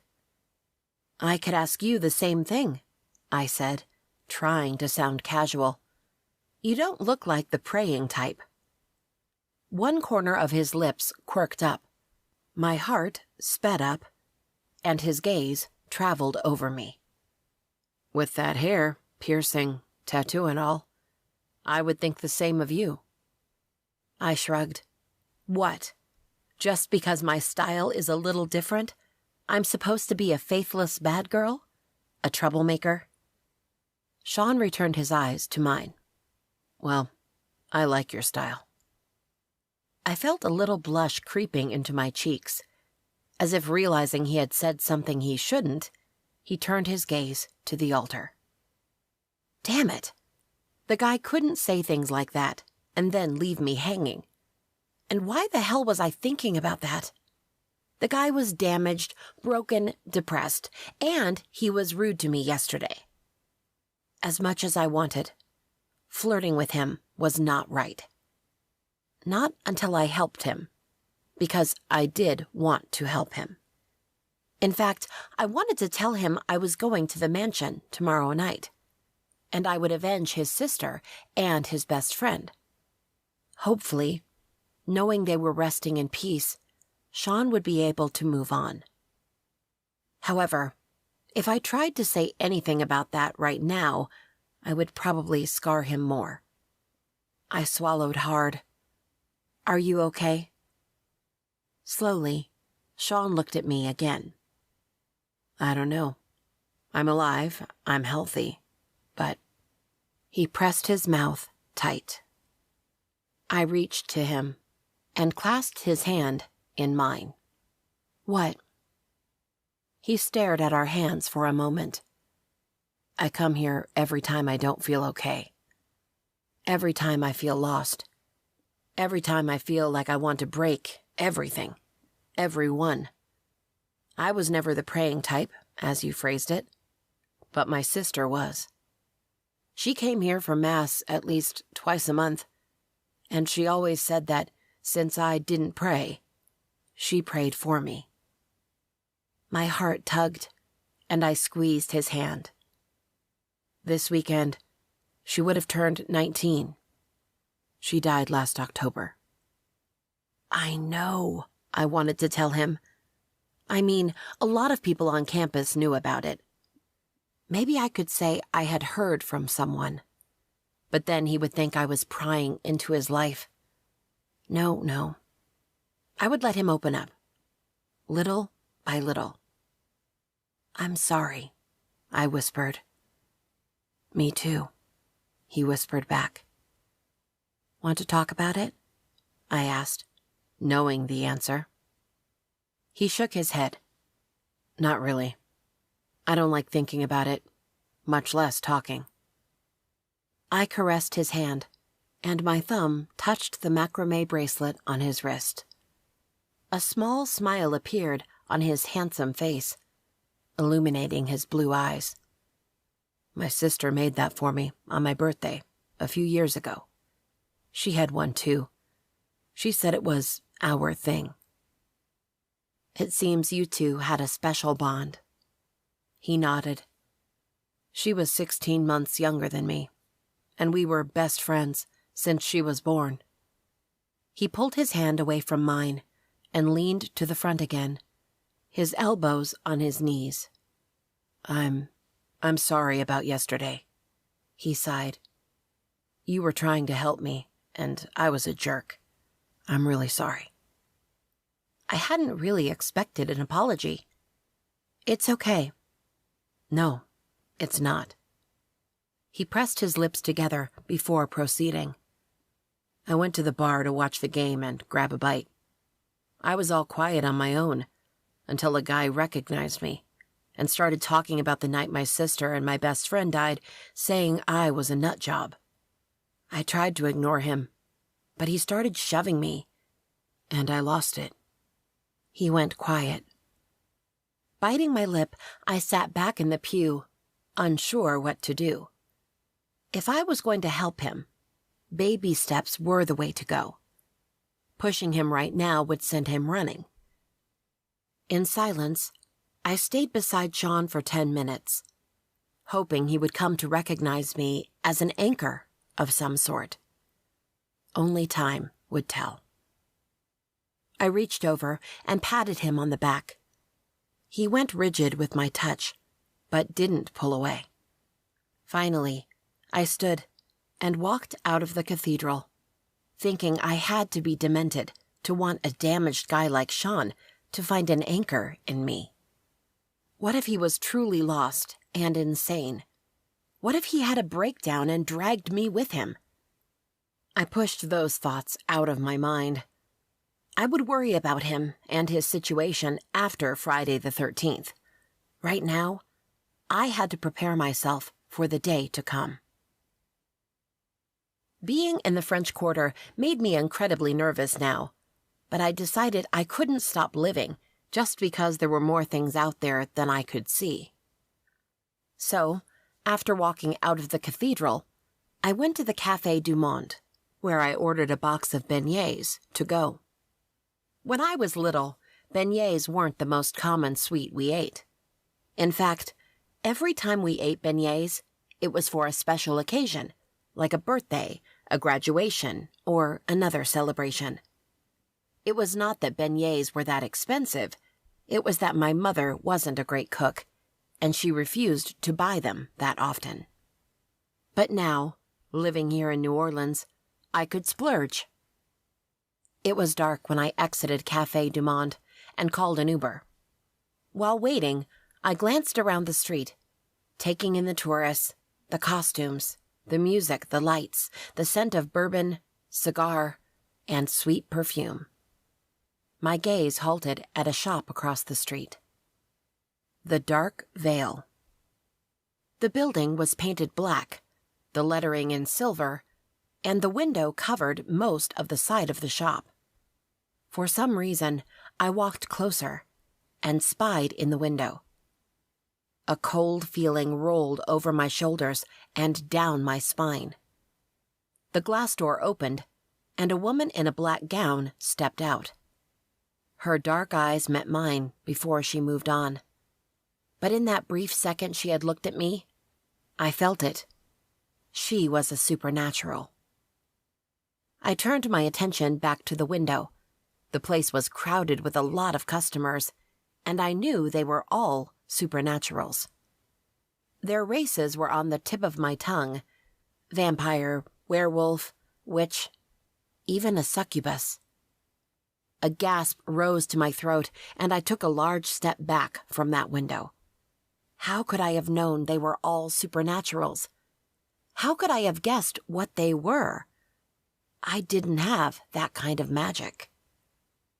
I touched the bone pendant resting against my collarbone. It was the magic in it. It had to be. The pendant was so powerful, I could now at least sense the supernaturals, even if I couldn't really understand it.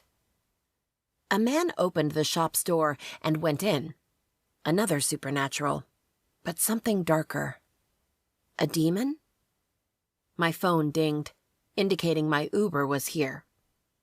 I whirled on my heels and dashed to the car, suddenly fearful of ever stepping foot in the French Quarter again. Chapter 11. The first thing I did on the morning of Friday the 13th was ditch my classes for the day and stop by the Midnight Cauldron to pick up my ingredients. The second thing was to make sure Chrissa wasn't in our room. She had stayed at her hookup's apartment, apparently. Lock the door and prepare the potions. If I had had more time, I would have been able to make some powerful potions, but with little warning, these ones would have to do. Hopefully, the bone necklace's magic would compensate for it. I fished 4 small cauldrons from under my bed, conjured a light in the middle of my room, and mixed the ingredients. While the potions brewed, I did my homework, got ahead on a project, ate, took a shower, and put on my mission clothes: black leggings, a black long-sleeved tee, a black leather jacket, and black combat boots. I pulled my hair up in a ponytail and applied my mascara and eyeliner. In the evening, the quantity of voices and footsteps ringing from behind my door increased. Everyone was getting ready for the parties, the one on campus and the others around the city. At some point, Chrissa came back to change. I had already stashed everything under my bed and recast the invisibility spell. She dressed in a skimpy nurse outfit and stood in front of our only full-length mirror behind the bathroom door. "I look great, don't I?" She whirled around, proud of looking naughty. I smiled, not because I agreed, but because she amused me. "Yup." She stared at me through the mirror. "And what are you supposed to be? That chick from that vampire and werewolf movie?" I shook my head. "That's Celine from Underworld, and no, I dressed up, but no costume." "You're no fun." She picked up her tiny purse. "Well, don't wait up for me. I probably won't come back tonight. Again." She winked before leaving the room. I waited a good 15 minutes before dragging my things from under my bed again. I hid all the vials in a black utility belt, placed a dagger with them, made sure I had the bone necklace, and left my room. Opposite to the sea of students leaving the building, I went up to the 4th floor. The door to room 408 was closed, and there was no light coming from under it. A couple of girls walked by, and after making sure they were gone and there wasn't anyone else coming, I rested my ear to the door and listened for signs of anyone inside. Too quiet. Voices came from the end of the hallway, and I pushed away from the door. I knelt down and pretended to fix my boots. The girls, all dressed up for the party, didn't even see me as they walked by. They rushed down the stairs, and I returned my attention to the room. I touched the cold metal knob. A parry. The lock made a click sound, and I twisted the knob, pushing the door open. The room was much messier than Chrissa's and mine, and much pinker and purple. I stepped in, and a force pushed me back. What the? The power filled the room, as if declaring ownership. Oh no. I clutched the bone in my hand and channeled my power. My veins filled with magic, a wave of bliss and power, a rush that made me feel strong and right. I tried entering the room again. The ghost pushed me back, but this time, it was no match for the magic flowing in me. I stopped in the middle of the room and called it forth. Appare! White smoke appeared in front of me, slowly morphing into a human shape. Legs, a fluffy dress that came down to her knees, thin waist, arms, hair separated into 2 braids, and a fuzzy face. A girl. The ghost was a girl. I called on the magic, focusing on her face, wanting it to be clear. Her eyes widened, and the hazy expression on her face was of pure terror. She reached for me and opened her mouth, but nothing came out. "What is it?" I asked. "You want to tell me something?" She nodded. She opened her mouth again, looking desperate to say something. "Claritas," I said, invoking magic to help her. "You," she croaked, her voice raspy. She touched her throat and tried again. "You can't." She vanished. My mouth fell open, and I looked around. What the hell? Even her power, her force, was gone. I couldn't feel her anywhere. I looked out the window, trying to get a reading if she was out there, just out of reach. But I didn't feel or see anything. Focusing on my magic, I called her again. "Appare!" I tried it a couple more times, without success. My phone dinged, and I fished it out of my jacket pocket. The reminder I had put in had beeped. It was time to go. It pained me to leave the ghost of this girl without resolution, but I had to go if I didn't want to fail the Light Witch's test without even trying. Knowing the mansion would be a bigger challenge, I headed to some of the other spots first. Some were easy peasy, just the normal ghost hunting job. Closing the cuts was a bit harder, but nothing that needed too much power or complicated spells. Not with the bone pendant. The city park, the Hotel Monteleone, the Sanger Theater, and the St. Louis Cemetery required a bit more time, especially to hide from tourists and guests, and a couple of potions. From outside, the mansion didn't look haunted, just old and uncared for. I stood on the sidewalk, outside the tall, rusty gates, and looked at the place. 3 stories, with a turret on the right corner, a large front porch, and half a dozen broken stairs to the double front door. The once white paint was graying and peeling. The roof was dirty and had several broken spots. Some of the windows had hanging shutters or shattered glass. With magic, I pushed open the gate and walked up to the porch. The power emanating from inside only grew with each step I took. I swallowed my fear, climbed up the steps, and reached for the knob. I peeked inside, afraid the ghosts would be right there and would overwhelm me before I had a chance to get started. The light coming from the full moon seeped through the windows and illuminated the interior. A large, square foyer extended in front of me. A once beautiful crystal chandelier hung precariously from the ceiling, and double staircases extended from each side of the room, leading to a landing upstairs.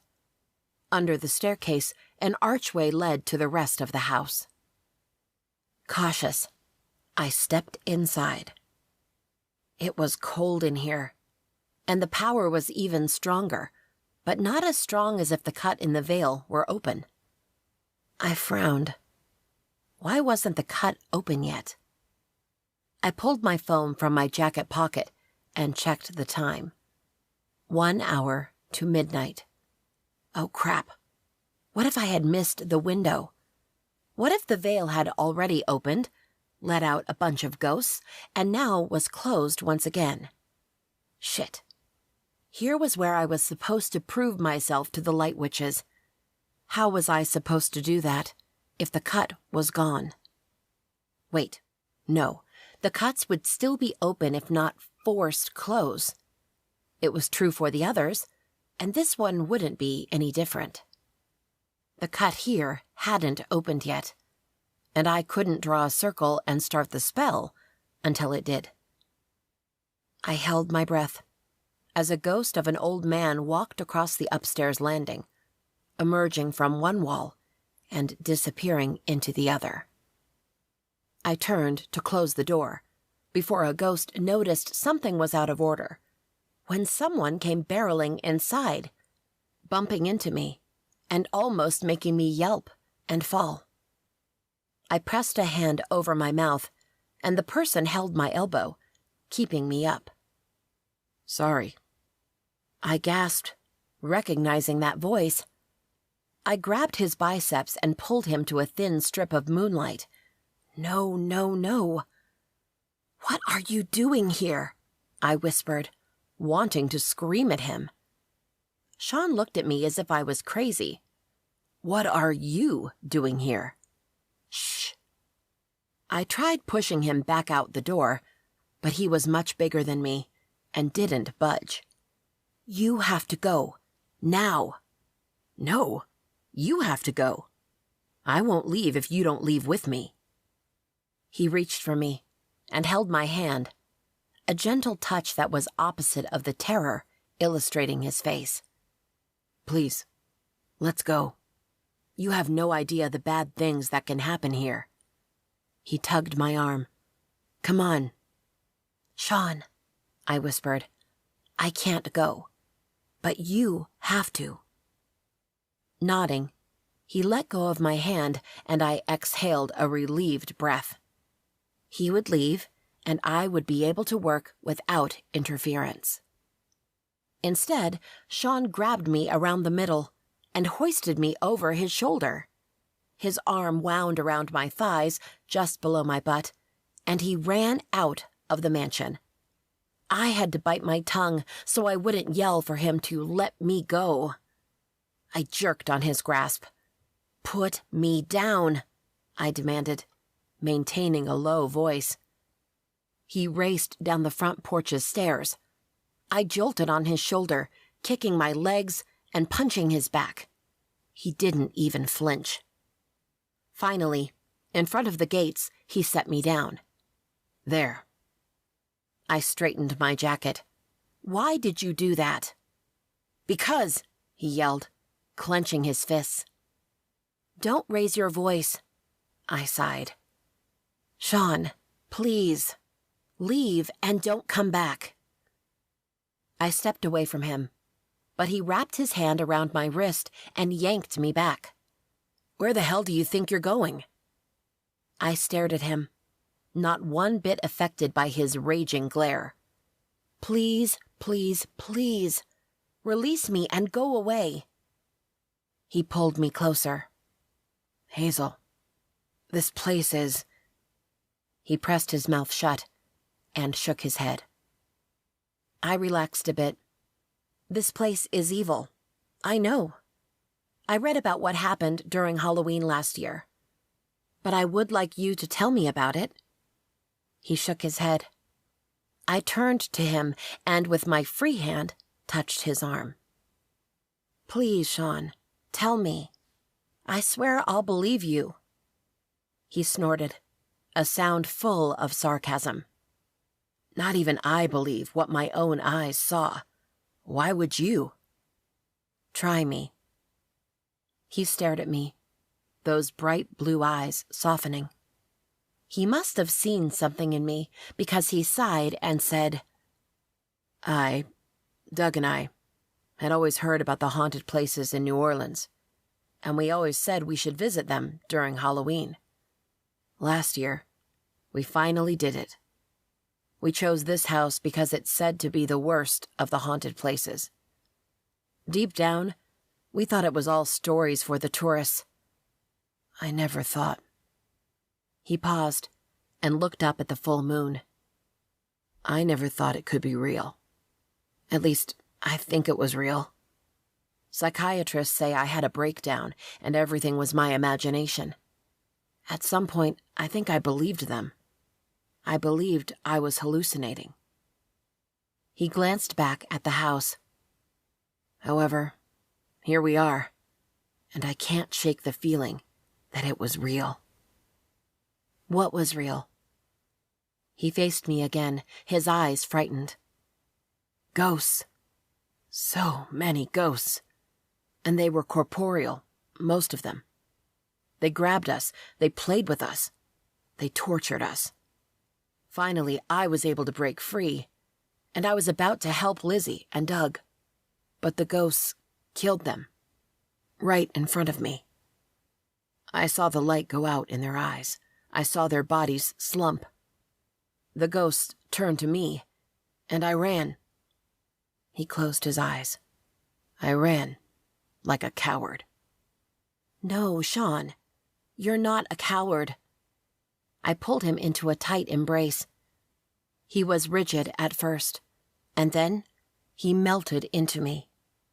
His arms snaked around me, pulling me close. Ghosts are vengeful and evil. Most of the ones that stay in this world are. There wasn't much you could have done. He lifted his head to look at me, a big V between his brows. I just told you I saw ghosts, and you aren't telling me I must have imagined things. I could lie. I could say he was imagining things. But maybe he was here at this exact moment for a reason. Maybe he was supposed to find out about ghosts and the other world so he could move on. Because you didn't. Ghosts are real. I can see them. His eyes went wide. What? What the hell? I was going all the way now. I'm a witch, Sean. In my spare time, I help ghosts cross over to the other world. Suspicion spread through his face, and he stepped back from me. Is this a joke? I sighed, extending my hand between us. I channeled my power and whispered, Luke's. A ball of light danced at the end of my fingertips. Sean retreated another step. There are several kinds of witches. I'm a light witch. He stared at the magic bolt, mesmerized. If there are light witches, then... There are also dark witches, bad witches. And there are witch hunters, too, the Brotherhood of Purity. They hunt light and dark witches, since, to them, we're all witches, which means we're all evil. He locked his eyes on mine. Why are you telling me all this? I closed my hand, and the light vanished. Because I'm here to do my job, Sean. Soon, somewhere inside the house, a cut will open in the veil between our worlds, and more ghosts will come out. I need to close the veil and send the ghosts back. I'll avenge your sister and your friend, and hopefully you'll feel better after that. But right now, I need you to stay away from the house, okay? He reached for me. Wait, no. I stepped out of his grasp. Stay safe. With a small smile, I turned around and walked back to the house. Chapter 12. I entered the mansion feeling both relieved and nervous. Relieved that Sean had stayed outside, and nervous because it was 11:30 and there was still no sign of the cut. It should open any time now. I leaned on the door, intent on closing it without a sound, when it was pushed back on me. Sean barged in again. "What are you doing here?" I whispered. "I can't let you do this alone," he whispered back. "Sean, I have magic. I have potions. You don't have any kind of weapon against them. I can't think about protecting you while I'm busy casting spells to close the veil." A muscle in his jaw popped. "You don't have to worry about me. I'll be fine." I shook my head and pushed him back. "No. Please, Sean, leave. I'll feel better." He held my hands and looked into my eyes. "I lost someone special to me here. I won't let it happen again." My heart squeezed. I wanted to ask him what he meant by that, whether he wouldn't let another person die here, or if I was someone special to him. I wanted to revel in his words and daydream about the meaning, but hell, this was not the time. "I want you to be safe." I yanked my hands from him and sent a wave of air over him. It pushed him back to the door. But before he could cross the threshold, the door closed itself. Sean bumped into it. Ouch. My blood chilled. I turned around. The ghost of an old woman was on the right side of the staircase, and she had a wicked grin on her twisted face. Damn it. I put myself between Sean and her as she let out a screech and floated toward us. I channeled the magic from the necklace and sent a wave of energy to her, slowing her down. Meanwhile, I reached inside my utility belt and grabbed the pouch with the red powder. Her white fingers inched closer. I threw the powder at her and chanted, "Liberi!" The ghost exploded into white smoke. "Whoa," Sean muttered from behind me. "Come on." I grabbed his hand and pulled him under the staircase. Her scream might have alerted others that there's someone in the house. We crossed the archway into a huge living room.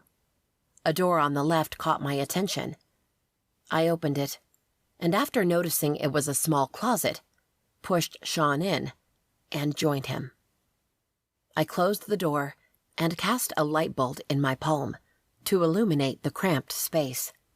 Not wasting time, I picked the pouch of salt from my belt and formed a small circle around us. "Is that salt?"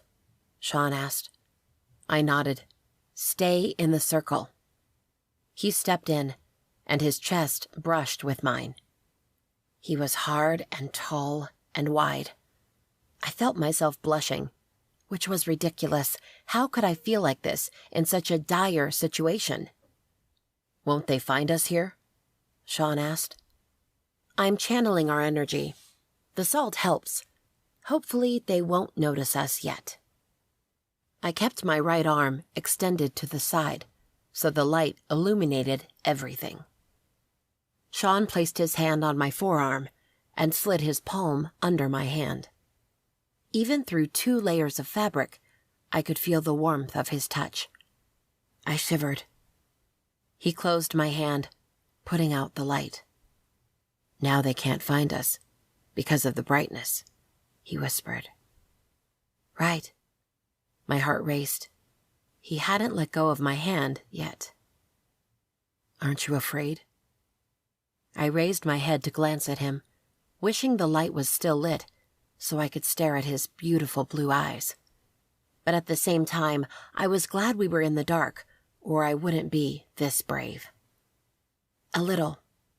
I'm used to this kind of thing, just not on this scale." His fingertips traced my cheek, and I inhaled sharply. "The way you just marched in this house and confronted that ghost, it was badass." I chuckled. "I think I like that." His breath teased my cheek, and I gasped. I had no idea his face was that close to mine. Acting on the rush of desire running inside me, I tilted my head back and lifted on my tiptoes. A surge of power rushed through me, sending me to my knees. Sean clasped my elbows and pulled me up. "What happened?"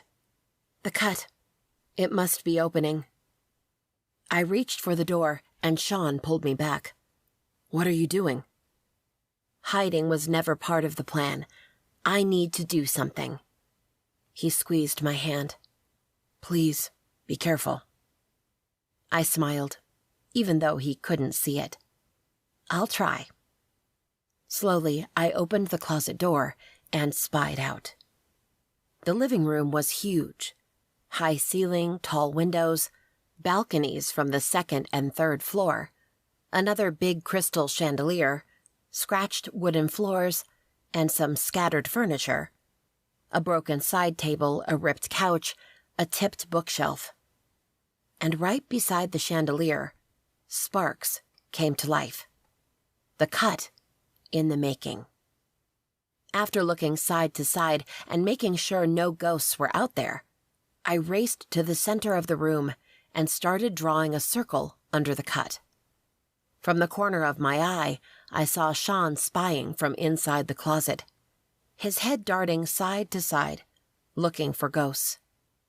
Apparently, he didn't see the one that came from under the floor and knocked me aside before I could close the circle.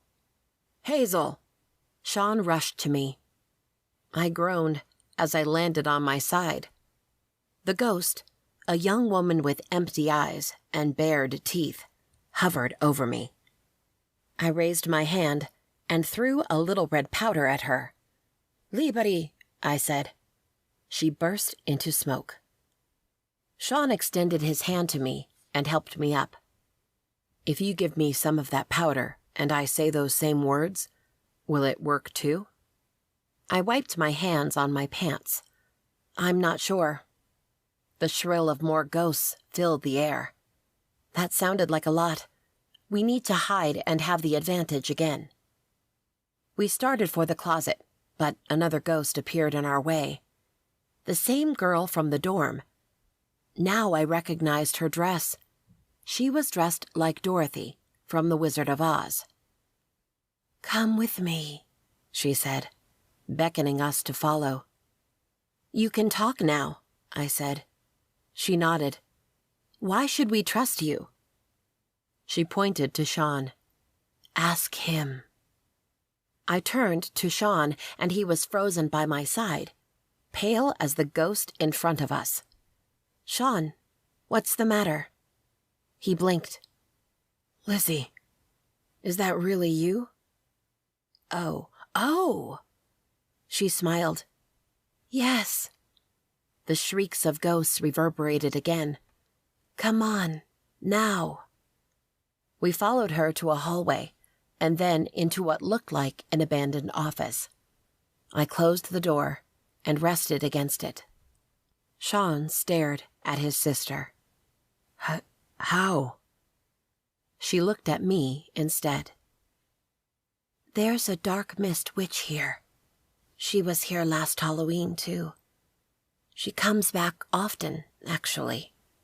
She is the one opening the cut and ordering ghosts out. She takes them with her." Sean paled. "There was a witch here that night?" Lizzie nodded at him. "I didn't see her." "When I saw her, it was too late," Lizzie said. "So that's what you were trying to tell me before? About the dark witch?" I asked, and she nodded again. "Why does she take the ghosts?" She shrugged. "I can only go to limited locations. Here, my old dorm, which is where you saw me earlier. Some of my old classrooms, my parents' house." "So you couldn't follow her," I said. She shook her head. "No. I know, though, that I still haven't passed to the other side because of her. She caused my death, and now she'll take me with her once the cut closes again." "Oh, no, she won't," Sean barked. His fists were clenched, his nostrils flared. Lizzie smiled. "Always protective." His shoulders sagged. "I didn't protect you." She hovered to him, and I could see her becoming corporeal. She held his hands. "What happened isn't your fault. We came here. We thought it was a joke, and we played with things much more powerful than us. I'm just glad you made it out." He embraced her tightly. "I wish you had made it out too." Eyes wide, he pulled back and looked at me. "Can you bring her back?" A pang ran through my heart. "No, Sean. There's no spell for that. And even if there were, I'm not powerful enough." Sean frowned. "Lizzie, how about Doug?" Her expression fell. "He was taken by the Dark Witch a long time ago. I never saw him again." "You have no idea what happened to him?" Sean asked. "My guess is that he's still in this world, like me, but working for the Dark Witch.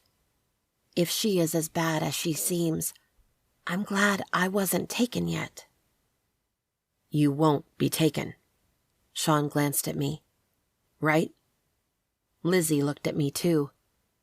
"You don't know me, and I have no right to ask you for a favor. But please, stop this witch and help me find peace." Before, I had the pressure of failing and being a disgrace to my mother, to my family. Now Lizzie was asking me to save her, and Sean would expect the same. The pressure increased.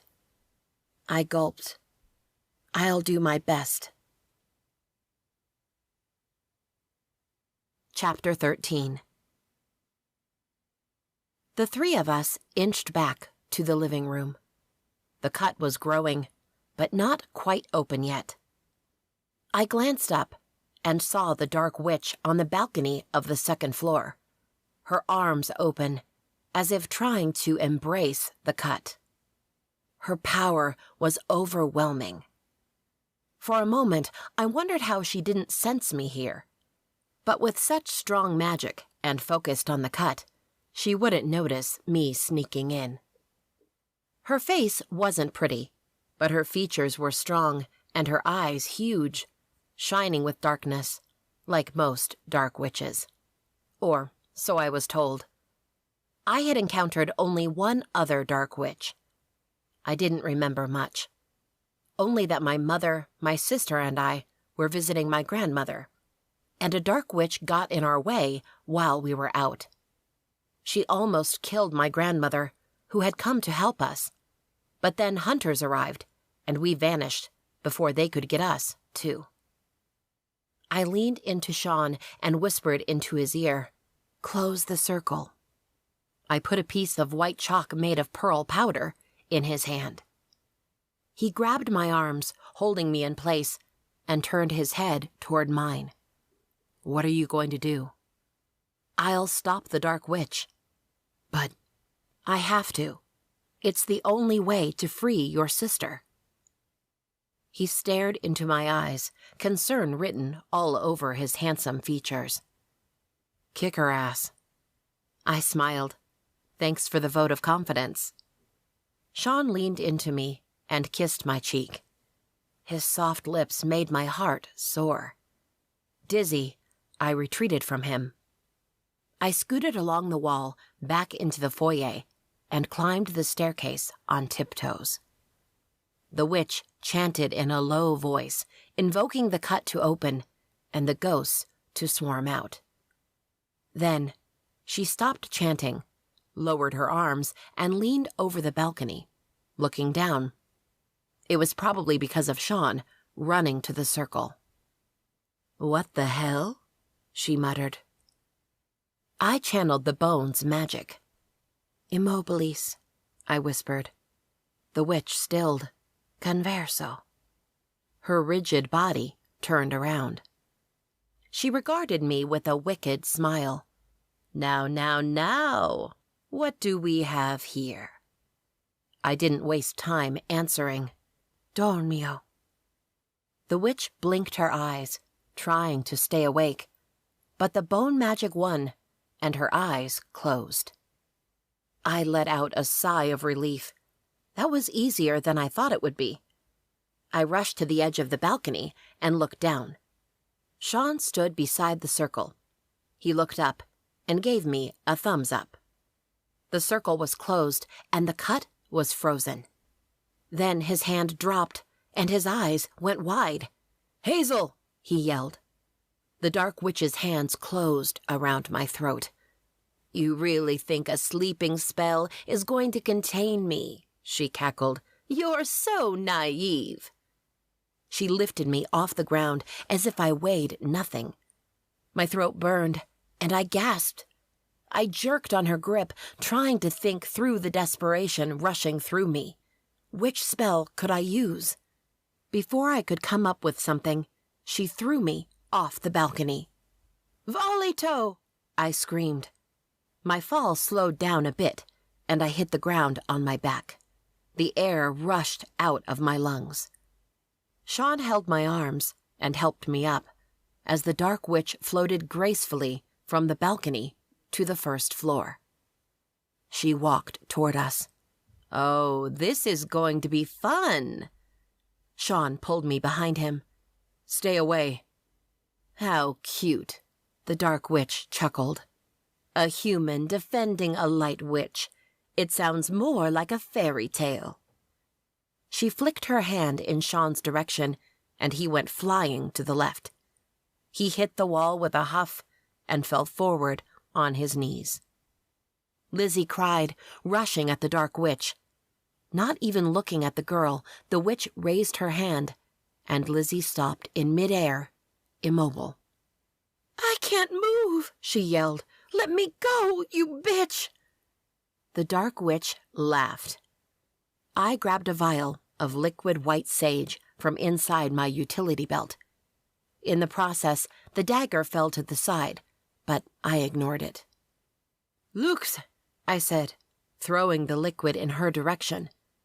She raised her hand, and the drops of the liquid evaporated into smoke. She cackled. "You're a novice, aren't you? Still reciting the spells and using potions to help you." She closed her eyes and took a deep breath, tilting her head back. Then her dark eyes returned to me. Weak. I scooted back.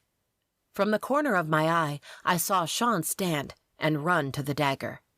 He let out a cry and then lunged at the dark witch. Once more, she waved her hand and Sean went flying away. But this time, he stayed there, his back pressed to the wall and his arms outstretched beside him. "Let him go," I said, reaching for the clasp of my belt. "I'll take off my belt. I'll be harmless, and then it's just you and me. But please, let him go." "That is even cuter," the dark witch said. "The light witch cares about the human." She pointed her finger to Sean. Tendrils of black smoke seeped from the wall and ran over his body. A hissing sound echoed through the living room, as if the smoke was burning his clothes, his skin. He clenched his teeth, keeping the scream in. "Please." I took off my belt and threw it in her direction. Several vials fell from the belt and spilled across the floor. "What's the fun in that?" She closed her hand, and the tendrils seeped into Sean's body. "No!" I shouted. "Now he only has a few minutes until the darkness reaches his heart and stops it." "You bitch," I said through gritted teeth. I lunged at her, not really sure what I was going to do, just knowing I had to hurt her somehow. Instead, I bumped into an invisible wall. I looked around. I was inside the white circle. My circle. I punched against the wall, but it was solid as brick. "Let's make it more fun." She snapped her fingers, and wind surged from the border of the circle, closing in. Gasping, I stepped to the center. The speed of the high wind pushed against me, and I planted my feet on the floor, trying to stay up. But the wind didn't just push against me. It also sucked all the air from the circle. I inhaled deeply, but barely any air made it into my lungs. The dark witch looked up. "Where were we?" She raised her hands over her head, and the cut came back to life, sparking and crackling. It began opening again. But the circle? The dark witch must have neutralized my circle. After all, the circle didn't close the cut. It stopped it so that I could close it. With a loud thunder-like sound, the cut expanded, as big and wide as a basketball player. Beside it, the chandelier's light flickered. It hadn't even been on a moment ago. A swarm of ghosts slipped out from the cut, filling the room, the entire house. One of them hovered over me, laughing like a maniac. What? Seeing a witch trapped in agony was supposed to be funny? Another ghost floated toward Sean. He ran his fingers down his cheek, making Sean's body convulse. "Think, Hazel, think." The dagger was in the circle with me, but the potions and the crystals were out of reach. Wait, I had something else. I clutched the bone pendant and focused. I wasn't afraid anymore. I couldn't be. I wouldn't be. Gasping for air, I channeled the magic within the bone. Please, please, let it be enough. Magic flowed into me, filling my veins, powering my core, making me strong. Holding on to this new magic, I raised my hands in front of me. Tardo. The wind slowed, then died. I took a lungful of air, steadying my breathing, before I pulled my hand close, then let it out, releasing a wave of power. Stupefaccio! The dark witch turned big eyes at me. How? The wave of magic hit the dark witch, throwing her to the other side of the room. I waited, ready to call out another spell, but she didn't move. Taking advantage of the magic still in me, I looked up at the cut. Finis. The cut didn't close, but ghosts stopped coming out. I channeled more magic. Rechedo, I said. The cut began sucking the ghosts back inside it. They shrieked, trying to hold on to each other, to doors or pillars, but the magic was too strong for them. I let the magic do its thing and turned to Sean. His sister moved to the cut, her eyes wide with terror. Manto, I said, pointing to her. She stopped moving toward the seam. Hazel, Sean muttered, seeing me walking to him. Liber, I said. His weak body fell to the ground. He turned on his back and gasped, It hurts. Lizzie and I knelt beside him. I put my hand on his chest. Kuro. I felt the tendrils moving inside him. A little darkness emerged from his skin and clothes, but there was more. I could feel it. I focused on him again. Kuro! I shouted. Sean put his hand over mine. It's too deep inside. No, no! Tears brimmed in my eyes. Kuro! I yelled. He squeezed my hand. It's okay, Hazel. Then he smiled at Lizzie. I know Hazel will give you peace, and soon I'll be with you. No, Lizzie's voice broke. You're supposed to live, to be happy. He gasped. His eyes rolled back in his head. No, no.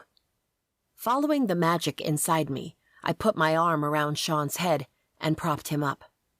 I leaned into him and brushed my lips to his.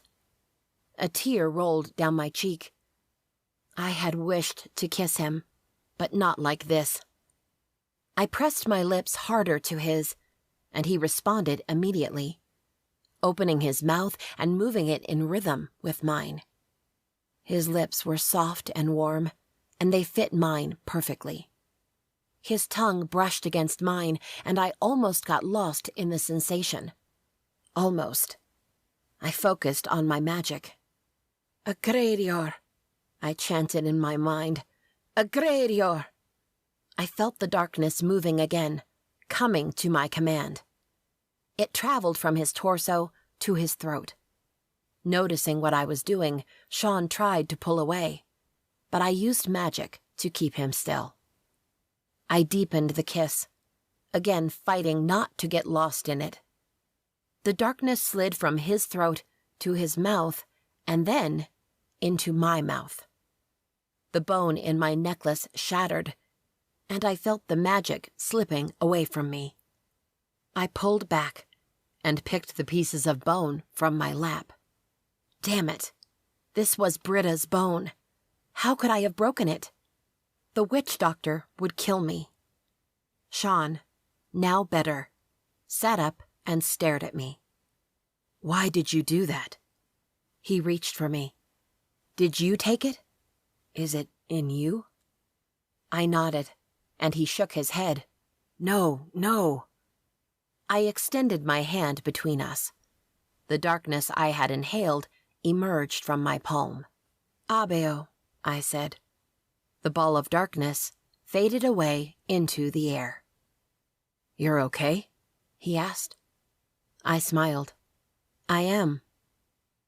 Sean cupped his hand around my neck and pulled my lips back to his. Full of energy, he kissed me, his mouth melding with mine, his tongue drawing a happy sigh from my chest. This was how our first kiss should have been. Lizzie cleared her throat beside us, and I pulled away. Sean kept his arm on my back. They are gone, Lizzie said. I looked around. The ghosts, they are all gone. I closed my eyes for a second and waited to feel their presence. She was right. They were all gone. I stood. I drew the star, with the hawthorn berry powder, inside the circle. After finding the right vial, I poured the liquid on the floor, directly under the cut, and said, Finis. The cut shrank into itself, crackling and sparking, until it was a dot. Then it snapped and vanished. The lights on the chandelier stopped flickering and died out. My turn. Please, can you free me, Hazel? Lizzie asked. Wait, Sean stood. Does it have to be now? Can't you stay a little longer? She smiled. I've been here for almost a year, Sean. I'm tired, and I'm guessing it's easier on Hazel to send me when it's still Friday the 13th. Technically, it was already past midnight, and Friday the 13th was over. But she was right. It would be easier on me if I sent her back before dawn. I nodded. Sean frowned. But we didn't have much time together. We don't need it. I've been watching you for the past year when I could. I know how you were, how you felt. Lizzie touched his cheek. Promise me you will let it go. Promise me you won't feel guilty anymore. That you will move on and be happy. He shook his head. I can't. Sean, promise me, please. He sighed and rested his hand on hers.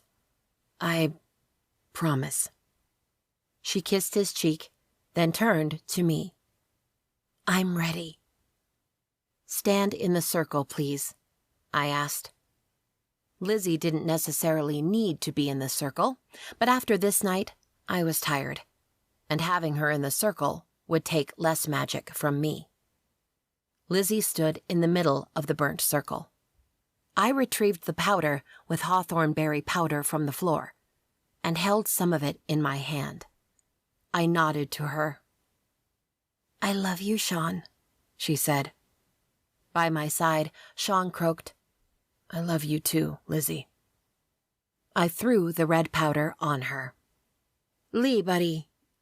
She exploded into white smoke and evaporated in the air. Sean stared at where she had been a second ago, a huge frown on his face. She's in a better place now, I told him. I didn't know how the afterlife was exactly, but I knew it was supposed to be better than being trapped in our world. He didn't move. Not sure what else to say or do, I started gathering my vials and crystals. Sean picked up my belt and returned it to me. What now? Now, I clean this mess. Chapter 14. Being back in the French Quarter made me nervous. After all that had happened this week, after my last time here when I had seen that supernatural store, tucked in right where anyone could see it, it was hard to be here and pretend everything was normal.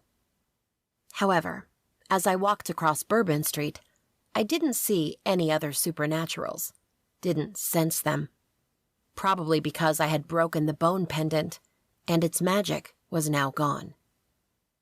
I took a deep breath and pushed open the door of the Midnight Cauldron. A couple of tourists walked around the front of the shop, taking pictures with odd statues and masks and such. Typical. I weaved my way to the back, where Kalisa stood behind the counter, looking bored. Her dark eyes shone when she saw me. I take it you didn't die? I smiled. No, I didn't. And I was able to close the cut and send all the ghosts back. She offered me her trademark crazed grin. Well done. I sighed, taking a small jewelry box from my jacket pocket. There was some damage. I opened the box and showed her the necklace and the broken pieces of Britta's bone.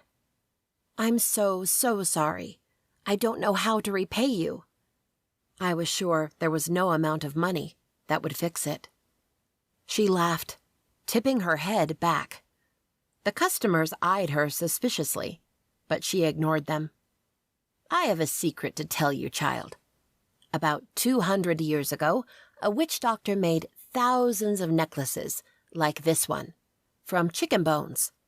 She only took out one at a time, and she told her customers that it was a piece of bone from whoever she thought was popular at the time, and that it was the only one in the world. I told you it was Britta because, besides Queen Ariana, she was one of the strongest light witches. I couldn't tell you it was Ariana since we know her bones were burned to ashes. Otherwise, I would have. I gasped. Wait, you lied to me? Sure I did. And it worked. How did it work?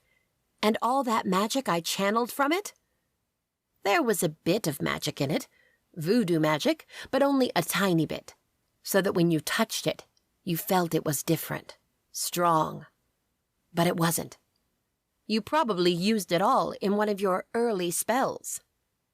But I don't understand. I was able to do things I couldn't before, things I couldn't even dream of doing. Because the voodoo magic I put in is of revelation. It helped reach the magic buried in you, the magic that flows in your veins. You're powerful, Hazel, very powerful. I touched my chest. Magic buried in me? Don't worry. It wasn't on purpose. From what I could sense, it was something in you. Maybe fear? I don't know, but you've released it now. It's unstable, but with some practice, you can reach it. Oh. I glanced down at me, as if I would see a different person. Nope. It was just me, but with more magic. I inhaled deeply, feeling the new magic running in me. Wow. I had never realized I had more magic. To me, the first time my magic manifested itself was a scare, and I unconsciously shut it out. But when the second time happened, I thought that was all I had. I always believed I was weak. Not that the fear of using magic was still so strong that I had kept a large amount hidden inside me. I smiled. "Thank you." She waved me off. I thanked her again and turned to leave. "Where are you going now?" she asked. I glanced over my shoulder. "To the Lightgrove Coven." I was expected at the Light Castle. This time, 2 soldiers led me through the hallways to the council chambers, both of them dressed in all white. From the little I could gather, the difference in color meant ranking. One of them was the guy with the scar on the corner of his lips. The other was a charming guy, with dark skin and long, thick hair. Queen Denise, Clara, Grace, Amelia, and Lenora were seated on their chairs, waiting for me, along with the 3 familiars. Once again, they wore fine gowns, as if they were going to a ball. "Well done," Queen Denise said when I walked in. I stopped in front of them. "What happened to the Dark Mist Witch?" "We received your message and sent soldiers to take her," Lenora said. "She's being held in our dungeon, for now." I gulped. For now. Though light witches were good, they didn't allow evil creatures to go around unpunished. They would take away her powers or execute her. I focused on something else, which wasn't necessarily better. "I probably should have told you sooner, but earlier this week, I saw 2 Brotherhood of Purity members at Towland." The witches exchanged glances. I don't know what they were doing there, and once I saw them, I ran away, but, I hadn't expected to find the Brotherhood in such a place. I've been a little worried about bumping into them since then. "I understand," Queen Denise said, her voice sure. "We've heard about that, and I assure you, we've taken care of that. You shouldn't worry about the Brotherhood anymore." Easier said than done. If I passed the initiate program and joined the Lightgrove for real, I would probably worry about them a lot. But I had to trust the council, otherwise everything would be for naught. Something else nagged at my mind. "Did you know about the magic in me?" The Queen nodded. "We could feel it." "Couldn't you have released it?" "We could," she said, "but you would be stronger if you did it yourself." I nodded, understanding. It was pretty mean to send me to a place overflowing with ghosts and a dark witch, and not being sure I would make it. But I understood that it had to be me. I had to reach for it, to feel it, to use it. I took a deep breath, calming my nerves. Did I pass the test? Queen Denise smiled. "You certainly did. Welcome to the Lightgrove Coven." My heart squeezed, and I gasped. I had done it. I actually had done it. "To the initiate program," Lenora added quickly. It was okay. I could live with another, longer test. "Thank you," I muttered, suddenly overcome with pride of myself. Though a new worry bloomed in me. What about my classes at Towland? Do I need to drop them?" Once more, the council members exchanged pointed looks. I swear, they could probably read each other's minds. Finally, the Queen said, "We'll allow you to continue your classes at Towland." I beamed. That was more than I was expecting, and I would take it all gladly. "A few other girls have become of age, too," Lenora continued, clearly oblivious that I was in heaven. "We'll hold a welcoming ceremony for all of you in 2 weeks." The double doors opened, and a young woman stepped inside. She also wore an elegant gown and she had a big smile on her face. "This is my daughter, Marjorie," Queen Denise said. "She'll give you a quick tour of the castle and show you to your future bedroom." My jaw slacked. "My room?" "Yes. After the ceremony, the Light Castle will be your new home," Queen Denise said. "You don't need to sleep here every night, since it might not be convenient with your early classes, but you're welcome to come and go any time." My heart swelled. They would allow me to finish my degree, even though I wouldn't need one if I was working for them. I had never allowed myself to dream about joining them before, but I was sure that if I had, it wouldn't have been this good. "Thank you," I whispered, afraid that if I spoke up, I would cry. They nodded, and I took that as my cue to leave. I walked to the door. "Hi there, I'm Marjorie," the girl said. She probably wasn't much older than I was. "Hi, I'm Hazel." She offered me a sweet smile. "Follow me.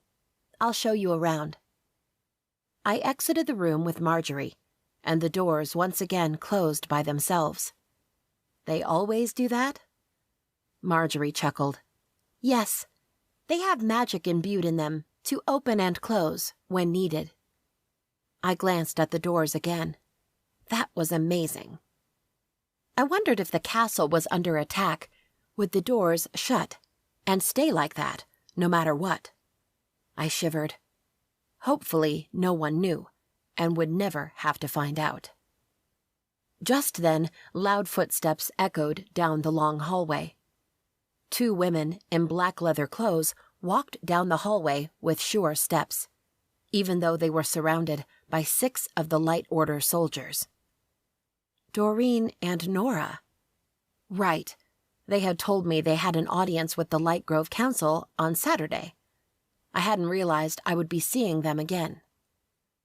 Marjorie and I stepped to the side and let them pass.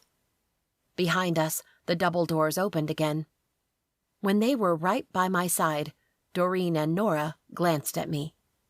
Nora smiled, and Doreen winked. Then they disappeared into the council room, and the doors closed once more. "Do you know them?" Marjorie asked, her smile smaller. She was intrigued. Truth was, so was I. I frowned. "No, I don't." It wasn't a lie. I might have met them, but I didn't really know them. I was glad they hadn't lied to me, though. I sighed and squared my shoulders. "So, you were going to show me my room?" "Right." Marjorie regained her composure and smiled wide again. "Right this way." Chapter 15. I brushed my hair in front of the mirror. Chrissa stood behind me and Wolf whistled. "You look great for someone just going to class on a Monday morning." I shrugged, checking my outfit once more. It wasn't too different from my normal clothes, but I made a point of dressing up a bit. A dark red blouse, fake leather leggings, and high-heel boots. I applied the same amount of makeup I always wore, but this time tried a pale pink gloss on my lips, and made sure I had sprayed my favorite perfume on my neck. Maybe it was futile, but after Friday the 13th, I wasn't sure what was going on between Sean and me. And if dressing up a little helped me find out, so be it. After we left the haunted mansion, we had walked back to campus, side by side. We didn't say much, but I could feel the change in him, as if the weight was gone from his shoulders. When we arrived at my building, he bid me goodbye and left. Nothing else. I confess my heart sank a little. I was kind of hoping for a goodnight kiss. Regardless, today was a new day, and the possibilities were endless. "You're smiling," Chrissa said. "A sweet smile. That's new, too." I chuckled. Yeah. What did she know about me? We had been roommates for only 10-ish days. I picked up my purse, waved goodbye, and left the room. Giddy, I raced down the stairs and rushed out the front door. I stopped dead in my tracks, my heart skipping a beat. Sean stood on the sidewalk, smoking a cigarette, and he looked... wow. He had on dark jeans and a black hoodie that hugged his strong shoulders. His hair, though, was as messy as always, and I liked it. He saw me, took a last drag of his cigarette before throwing it away, and a lopsided smile appeared on his lips. His face was still marred by the bruises from the showdown at the bar, but it didn't lessen the impact of his beauty. He ran a hand through his hair, then grabbed 2 coffee-to-go cups from the top of a short brick wall behind him, and walked up to me. "Hi," I said, a little nervous. "Hey." He handed me one of the to-go cups. "White mocha latte." "My favorite." I gaped. "How did you know?" He shrugged and motioned toward campus. After taking a sip of my precious coffee, I skipped down the dorm's front steps and walked with him, side by side. "So?" Sean started, after a minute or so in silence. I looked up at him. "So? Did you pass the test?" I smiled. "Yes. The welcoming ceremony will be in 2 weeks." I told him about the castle and having my own bedroom there. A crease appeared on his forehead. "You will move out of the dorm then?" "Oh no, they will let me stay in the dorms. I'll just need to sleep there a couple of times during the week." After a few more steps, Sean sighed. "What do you think happened to Doug?" "I don't know. If you want, I can search the city for him. I mean, I'll be around anyway. I can keep my eye out for him." "You would do that?" I shrugged. "Why not?" "I want to go with you." "But..." "No buts. I don't care if you have magic and I don't. I'll find a way of defending myself." His eyes had such a determined glint, it was hard to argue with him. Yes, I feared for him. Being among supernatural beings without any magic to protect himself. But I was glad about the prospect of having company while out looking for ghosts. Especially if the company was a tall boy with wide shoulders, strong arms, bright blue eyes, and a smile that could melt my worries away. I opened my mouth to tell him I would think about it, when a black cat jumped from a nearby tree, landing right in front of me. My heart in my throat, I yelled and stumbled back. Sean, who also had been given quite a scare by the out-of-nowhere cat, stepped back and took a hold of my arm before I could make a bigger fool of myself and land on my butt. "Geez," I muttered. "Stupid cat." The cat meowed, but stayed there, looking at me as if it was studying me. "Shoo, kitty," I said, but the cat didn't move.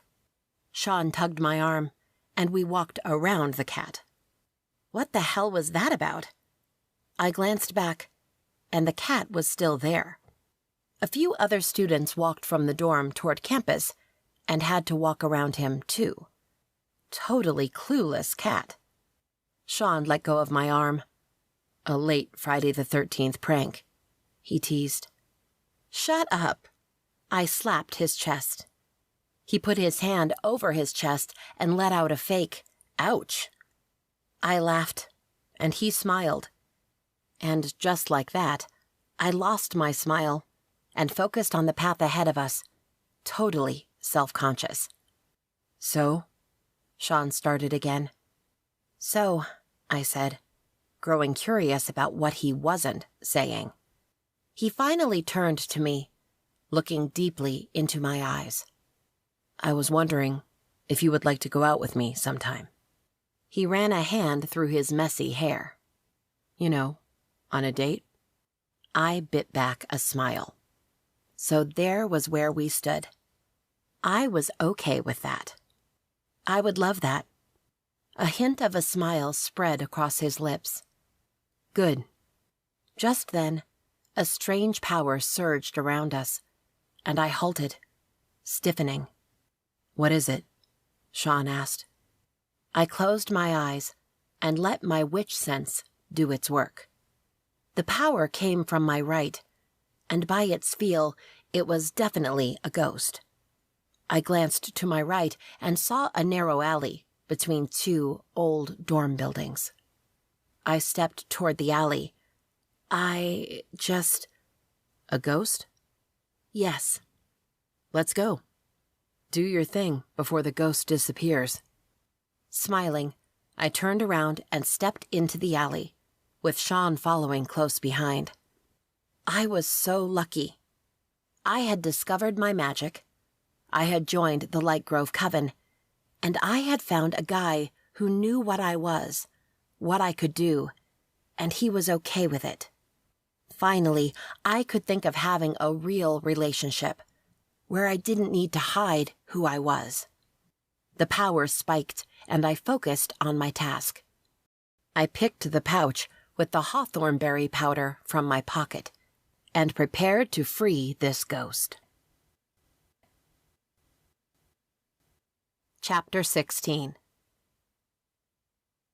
When I blinked again, it was already Friday. The week flew past me, leaving me a little disoriented. Between classes, getting ready for the initiate program, and a surprise visit from Amanda and my mom, Sean and I had barely seen each other. But we walked to and from our class together, we had lunch together twice, and we texted throughout the day. In one of our many conversations, Sean told me he was a second-degree black belt in Taekwondo, hence the belts I had seen at his apartment, and he had abandoned the sport after Lizzie's and Doug's deaths. But now he was ready to move on, so he visited his old dojang and signed up for classes. I could see in the way his shoulders were relaxed and the easy smile on his lips that he was on the right path. Moments like this one showed me his bad boy facade was only that, a facade. Though I was happy for him, I was also a little frustrated. Now he had martial arts classes 3 evenings per week. And he had mentioned participating in tournaments again, which usually took all weekend. Who was I to complain about that? Wouldn't I start having classes and training at the Light Castle too? Just the thought made me nervous. After my last class on Friday, I stopped by the coffee shop to buy a white mocha latte before taking the bus to Oak Hill to spend the weekend with my mother and sister. It was my mother's birthday. As I expected, Jane was there, but she didn't look her chipper self when she took my order. "I heard the news," she said, her tone bitter. She scribbled my name on the to-go cup and started my drink. "You made the Light Grove Coven Initiate program. Congratulations." I glanced side to side, making sure no one was too close to hear us. "Thanks," I said. A sliver of guilt made its way into me. I had never wanted this life, and now here I was, taking it, while Jane had dreamed about this over and over again. I felt so bad for her. "I'm sorry," I whispered. She stayed quiet while she worked on my drink. It was only when she handed me my cup that she finally met my eyes again and said, "I don't need your pity." I took my drink and opened my mouth to say something, to mend things. I had no idea what I would have said. I just knew I didn't want her to be mad at me. But she called out the next in line and turned her attention from me. Holding on to my drink, I forced myself out of the coffee shop, and also forced out the guilt feeling to stay there, too. This wasn't my fault. I hadn't done it on purpose. I wasn't that evil. With that in mind, I braced myself and left New Orleans behind. Since the moment I got home Friday night, my mother had glued herself to me and pampered me every second of the night and day. If it weren't her birthday weekend, I would have told her to leave me alone. If it weren't her birthday weekend, I wouldn't have even come to Oak Hill. My childhood hadn't been bad, but it hadn't been the best either. Growing up in a small town with an even smaller community of witches who liked to show off at every corner had been hell. And what blew my mind was the fact that none of them was too powerful. And yet they fought for every ounce of power and prowess, eager to show off. On Saturday afternoon, my mother had a few friends over for tea. And of course, the main topic of their conversation was that I had made it into the Light Grove Initiate program, something no one had even dreamed of achieving. She paraded me as if I was the newest piece of decoration in the house. When the last group was finally leaving, I walked into the kitchen and started helping Amanda clean up. She had been oddly quiet since I had arrived the previous night, and I wondered what was bugging her. "Hey," I muttered, approaching her. I took some dirty plates to the sink, where she was washing the dishes and loading the dishwasher. "Are you okay?" She shrugged. "I guess. Why?" She didn't meet my eyes. My sister was 2 years older than me, and though we had completely different personalities, we had been close. For a long time, she had been my best friend, and I had been hers. I remembered when we were younger, people thought we were twins. She had the same body build as mine, slim and short, and the same wispy blonde hair, though she'd worn hers cut into a long bob for a few years now. Her eyes were a darker green shade than mine, and she had no piercings and tattoos. She also wore a lot of pink and baby blues. To me, she was the perfect daughter, the perfect sister. But for some reason, she never saw it that way. She was always striving to be better. I sighed. "Talk to me, Amanda. I can see something is bothering you." I went to the other side of her, grabbed a dish towel, and started drying the pile of dishes that remained on the drying rack. Amanda would need the space with the number of dirty dishes piling the counter. When she didn't say anything, I blurted out, "Are you mad at me too? Are you jealous?" She finally lifted her gaze to me. "Who else is jealous?" "Aha, so you admit it. You are jealous." She groaned, looking at the sink again. "I am jealous. Wouldn't you be? But I'm also happy for you." Her hands stilled. "I know you didn't plan for this, but I know you'll rock it." "You're being sincere, right? You're not just saying that because you feel like you have to, right?" One corner of her lips curved up, and she threw a few drops of water at me. "I'm being sincere, bitch," I gasped, both from the water spilling on me and the name-calling. "Now work. We still have another dinner to prepare." With a smile, I shut up and went back to work. We cleaned up the kitchen and started dinner, a salmon casserole our grandmother used to bake for our birthdays. Now we were making it for our mother.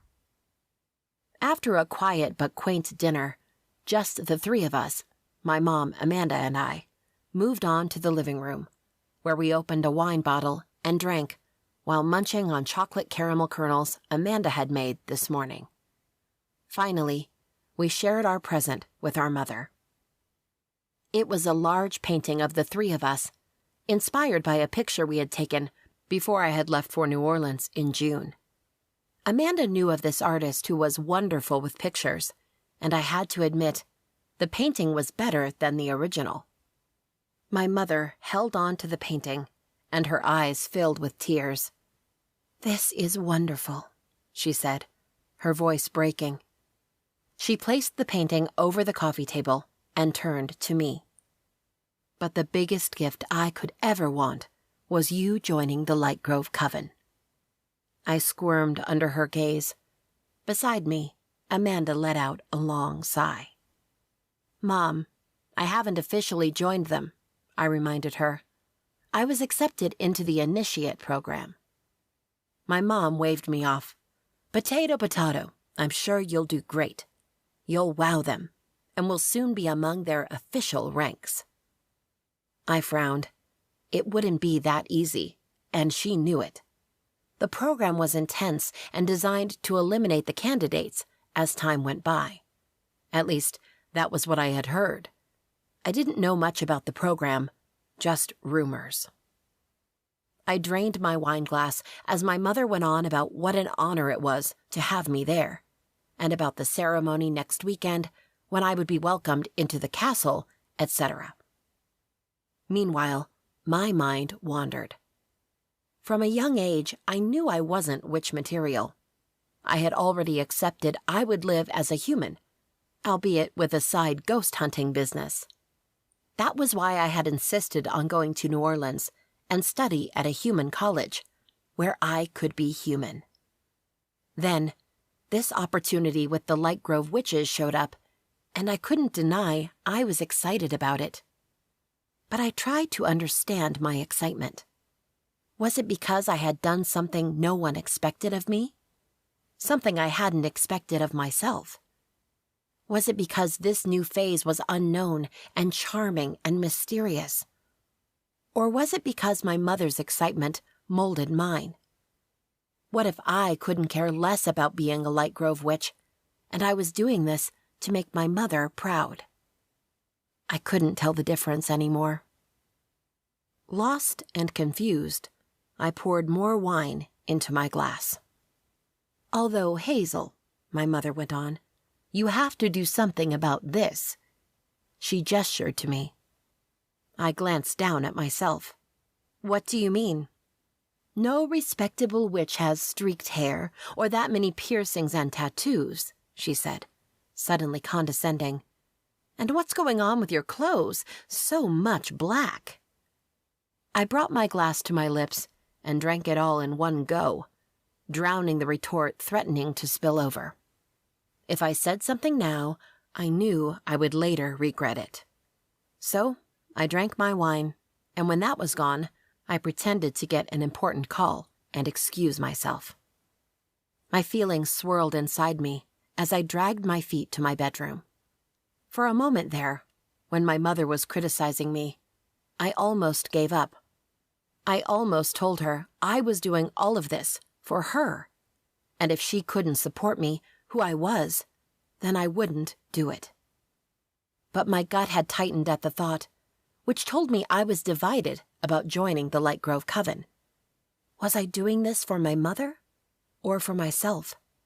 I didn't know anymore. When I was alone in the dark of my bedroom, I lay in bed and texted Sean. Me. I miss you.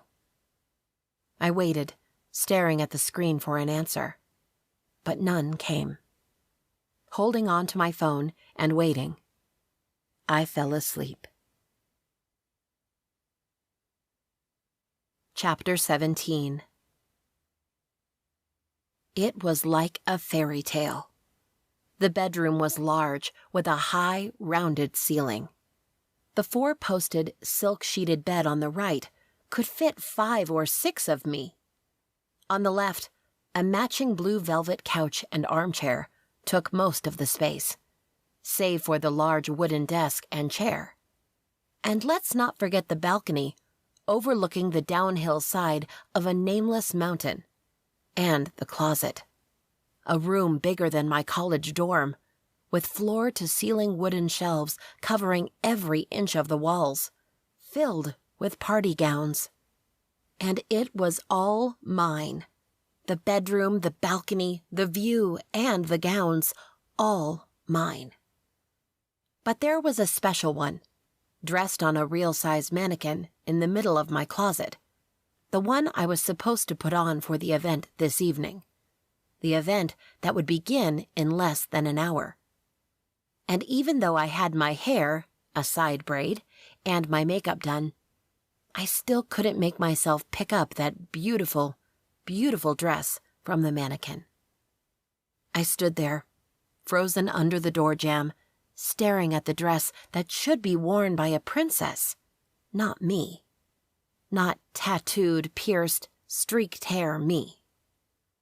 Since my mother's birthday last weekend, I had felt queasy and insecure about this new path in my life. I had asked myself over and over again, why was I doing this?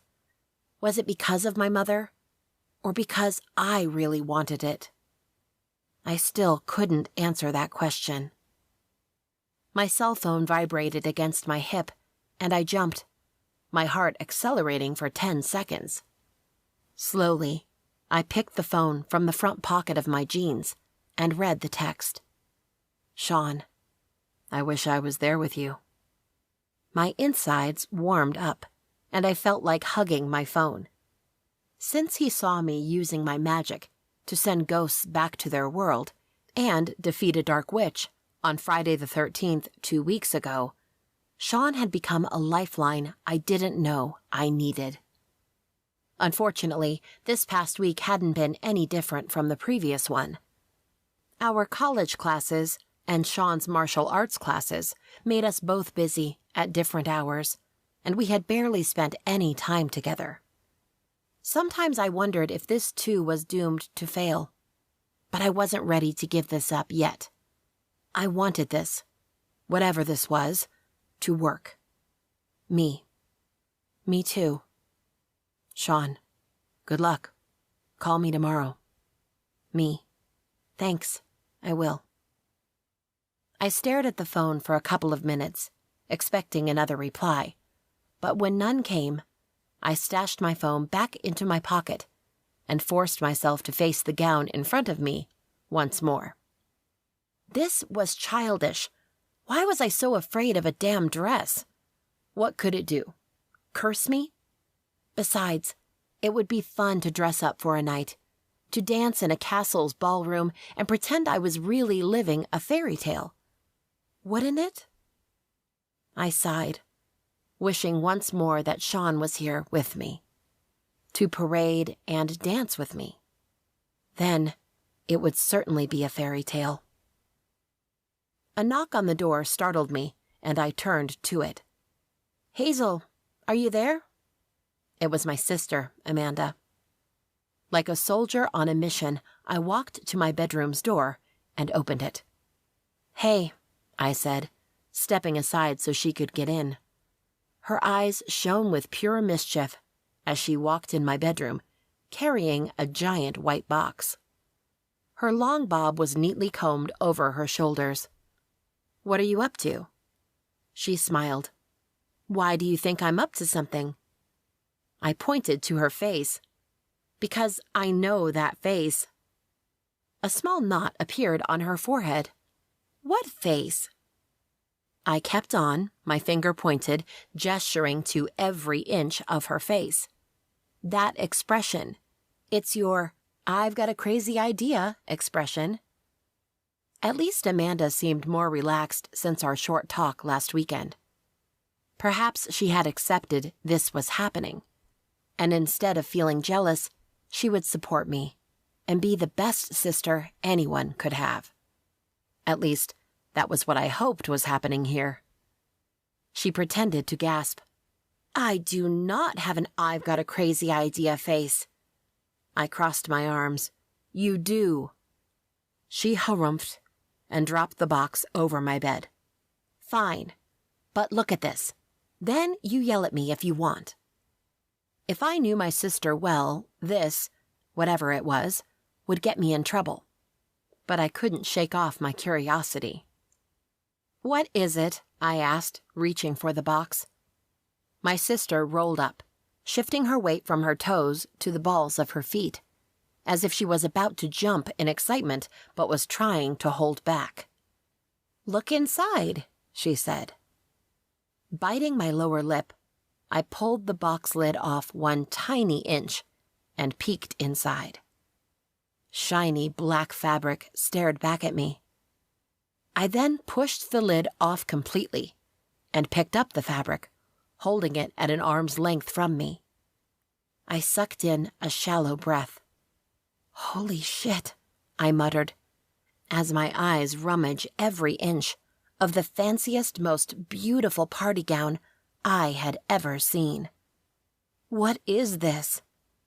"Well," Amanda started, walking to my closet's door, "even though I would love to wear a dress like that," she pointed to the princess-like dress on the mannequin, "I know you wouldn't. So, I brought you a dress I knew you would like." I folded the dress in my arms and stared at her. "But why? How did you know? How did you know I wouldn't like that dress?" I jerked my chin toward the closet. She lifted one shoulder dismissively.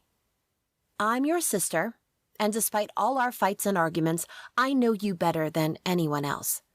I knew you wouldn't feel comfortable in whatever the white sisterhood told you to wear." Something like awe filled my chest. I had never expected this from my sister. "Thank you." She waved a hand at me. "No need to thank me. Just put the damn thing on so we can get going." In a haste, I walked into the closet and put on the dress. Amanda helped pull and push all the pieces into place. Then I turned to the full-length mirror and gasped. The dress was in some ways simple, but inventive and utterly gorgeous. It was basically a strapless black tube going from the top of my breasts to the middle of my thighs. And then the magic happened. A gossamer-like fabric in glittery black came from one of my shoulders, twisted around my waist, and opened to a flowy skirt that brushed the floor. A side slit appeared, showing my leg from foot to thigh, each time I moved. It was the most beautiful dress I had ever seen. I put on my lace black boots to finish the ensemble. "Whoa," Amanda said from behind me. She was watching me through the mirror. "I have to admit, I even look pretty in this dress." She laughed. "You're always pretty, Hazel. The dress just emphasizes that." I waved her off. She was always nice to me and handed me compliments right and left, even when I didn't deserve them. Without giving much thought to it, I picked up my cell phone, snapped a pic of me in front of the mirror, and sent it to Sean. I bit my lips, waiting for his reply. "What are you doing?" Amanda asked, trying to glance at my phone. I hid the phone behind me. "Nothing." She tilted her head to the side and put her hands on her waist. "Hazel Rose Levine, hiding your phone behind your back? Now I know it's not nothing."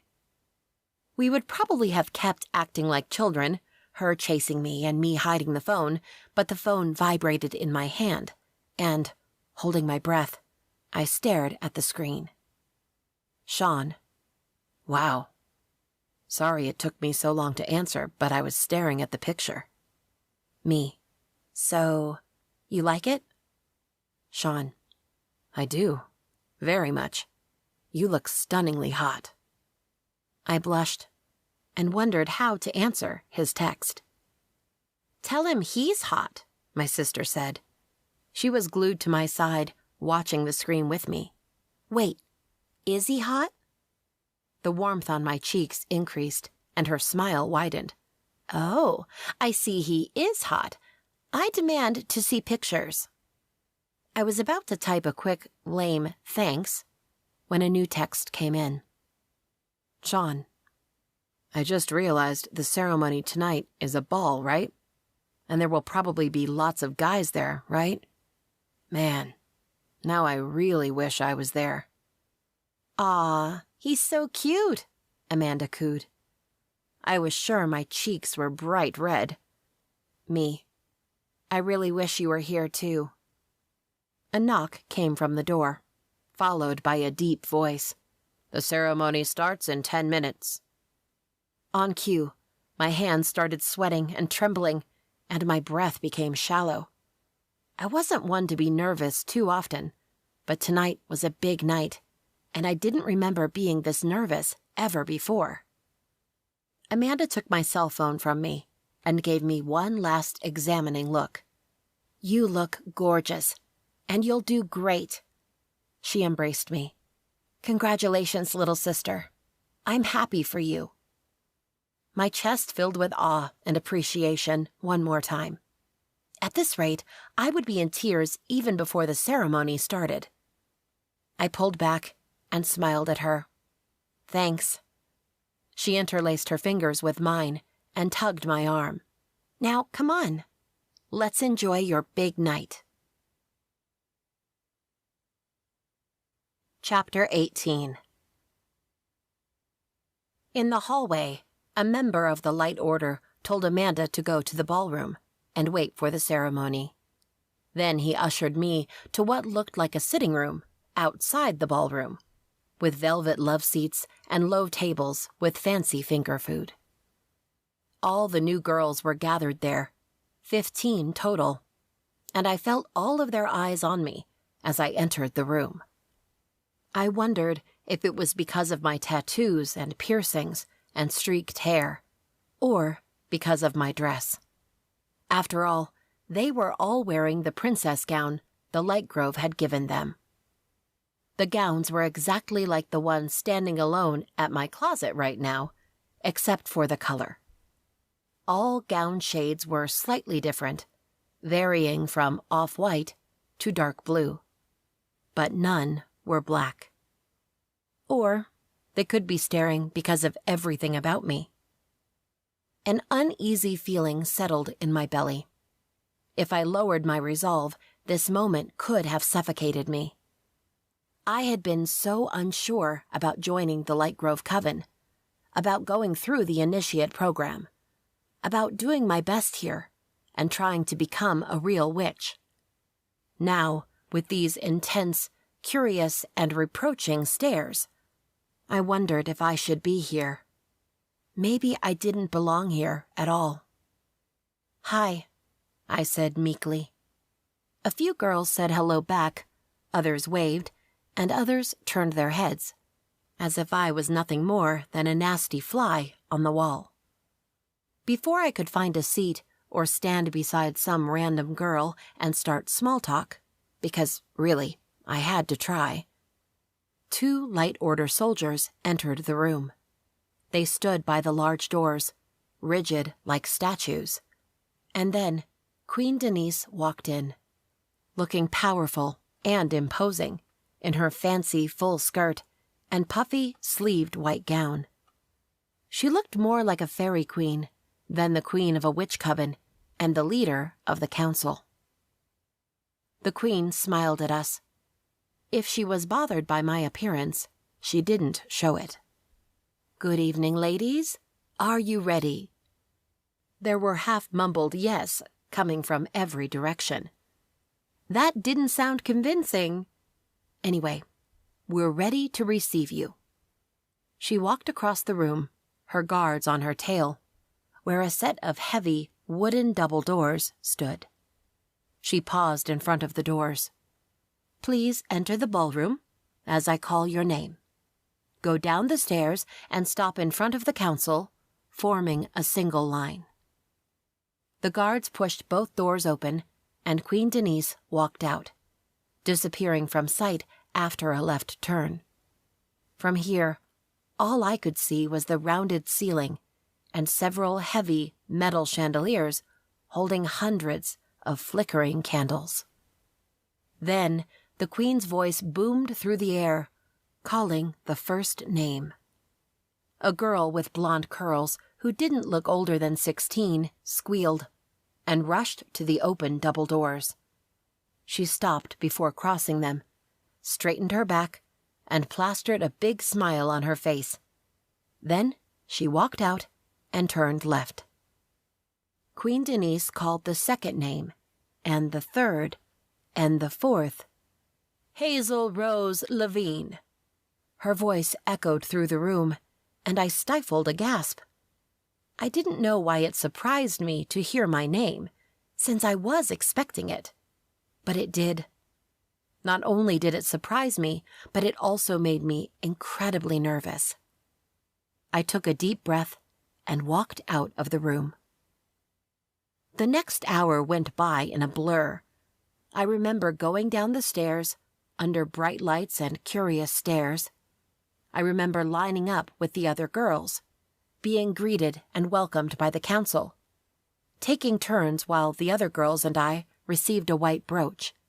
It was only a pentagram, without the rune in the center like the full members had, that marked us as Light Grove initiates. A big toast and cheer after the important part was done, and the music playing through the ballroom, indicating that the party had started. My mother and Amanda came rushing to me and embraced me. Amanda was smiling wide, and my mother was crying happy tears. "Amanda, I think you overdid it," I whispered in her ear. "Everyone is staring at me. I'm not dressed like anyone else in here." She clicked her tongue. "Of course they are staring. You look stunning and like yourself, not like some spoiled princess. Be proud, little sister. You're one of a kind." She winked and raised her champagne glass to me. I smiled and took a glass of champagne for myself. A young waitress walked around with trays full of drinks and food. Even at the many tables, the food never seemed to disappear, even though I could see everyone eating the little bites. The only thing I could think was that it was magic, keeping the plates and trays replenished. Soon the dance floor was filling up fast with the witches and the soldiers of the Light Order. Even the new members of the coven were being asked to dance. Beside me, Amanda cleared her throat. I was about to ask her what the deal was when a guy halted in front of me. The Light Order soldier with the tiny scar on the corner of his lips. He bowed his head and offered his hand to me. "May I have this dance?" I opened my mouth to say no when Amanda nudged me on the back, pushing me to him. "Of course you may," she said for me, as the guy caught my elbows and held me up before I kissed the floor, or his chest. Without waiting for my word, he caught my hand and pulled me to the dance floor. I shot a glare to Amanda. She knew about Sean, but she laughed and waved me off. The guy steered me to him, and I gently placed one of my hands on his shoulder, while he caught the other in his large, warm palm. Then he placed his other hand on my waist, and I stiffened. "No need to be nervous," he said, his eyes staring holes into mine. "You are stunning, and everyone should be staring at you." My cheeks warmed up, and he smiled. I had seen him before, but only now I paid attention to him. Tall, with short blonde hair and goldish hazel eyes. This guy was handsome in his own right. "I'm Rod, captain of the 3rd Battalion of the Light Order." "I'm Hazel Rose Levine.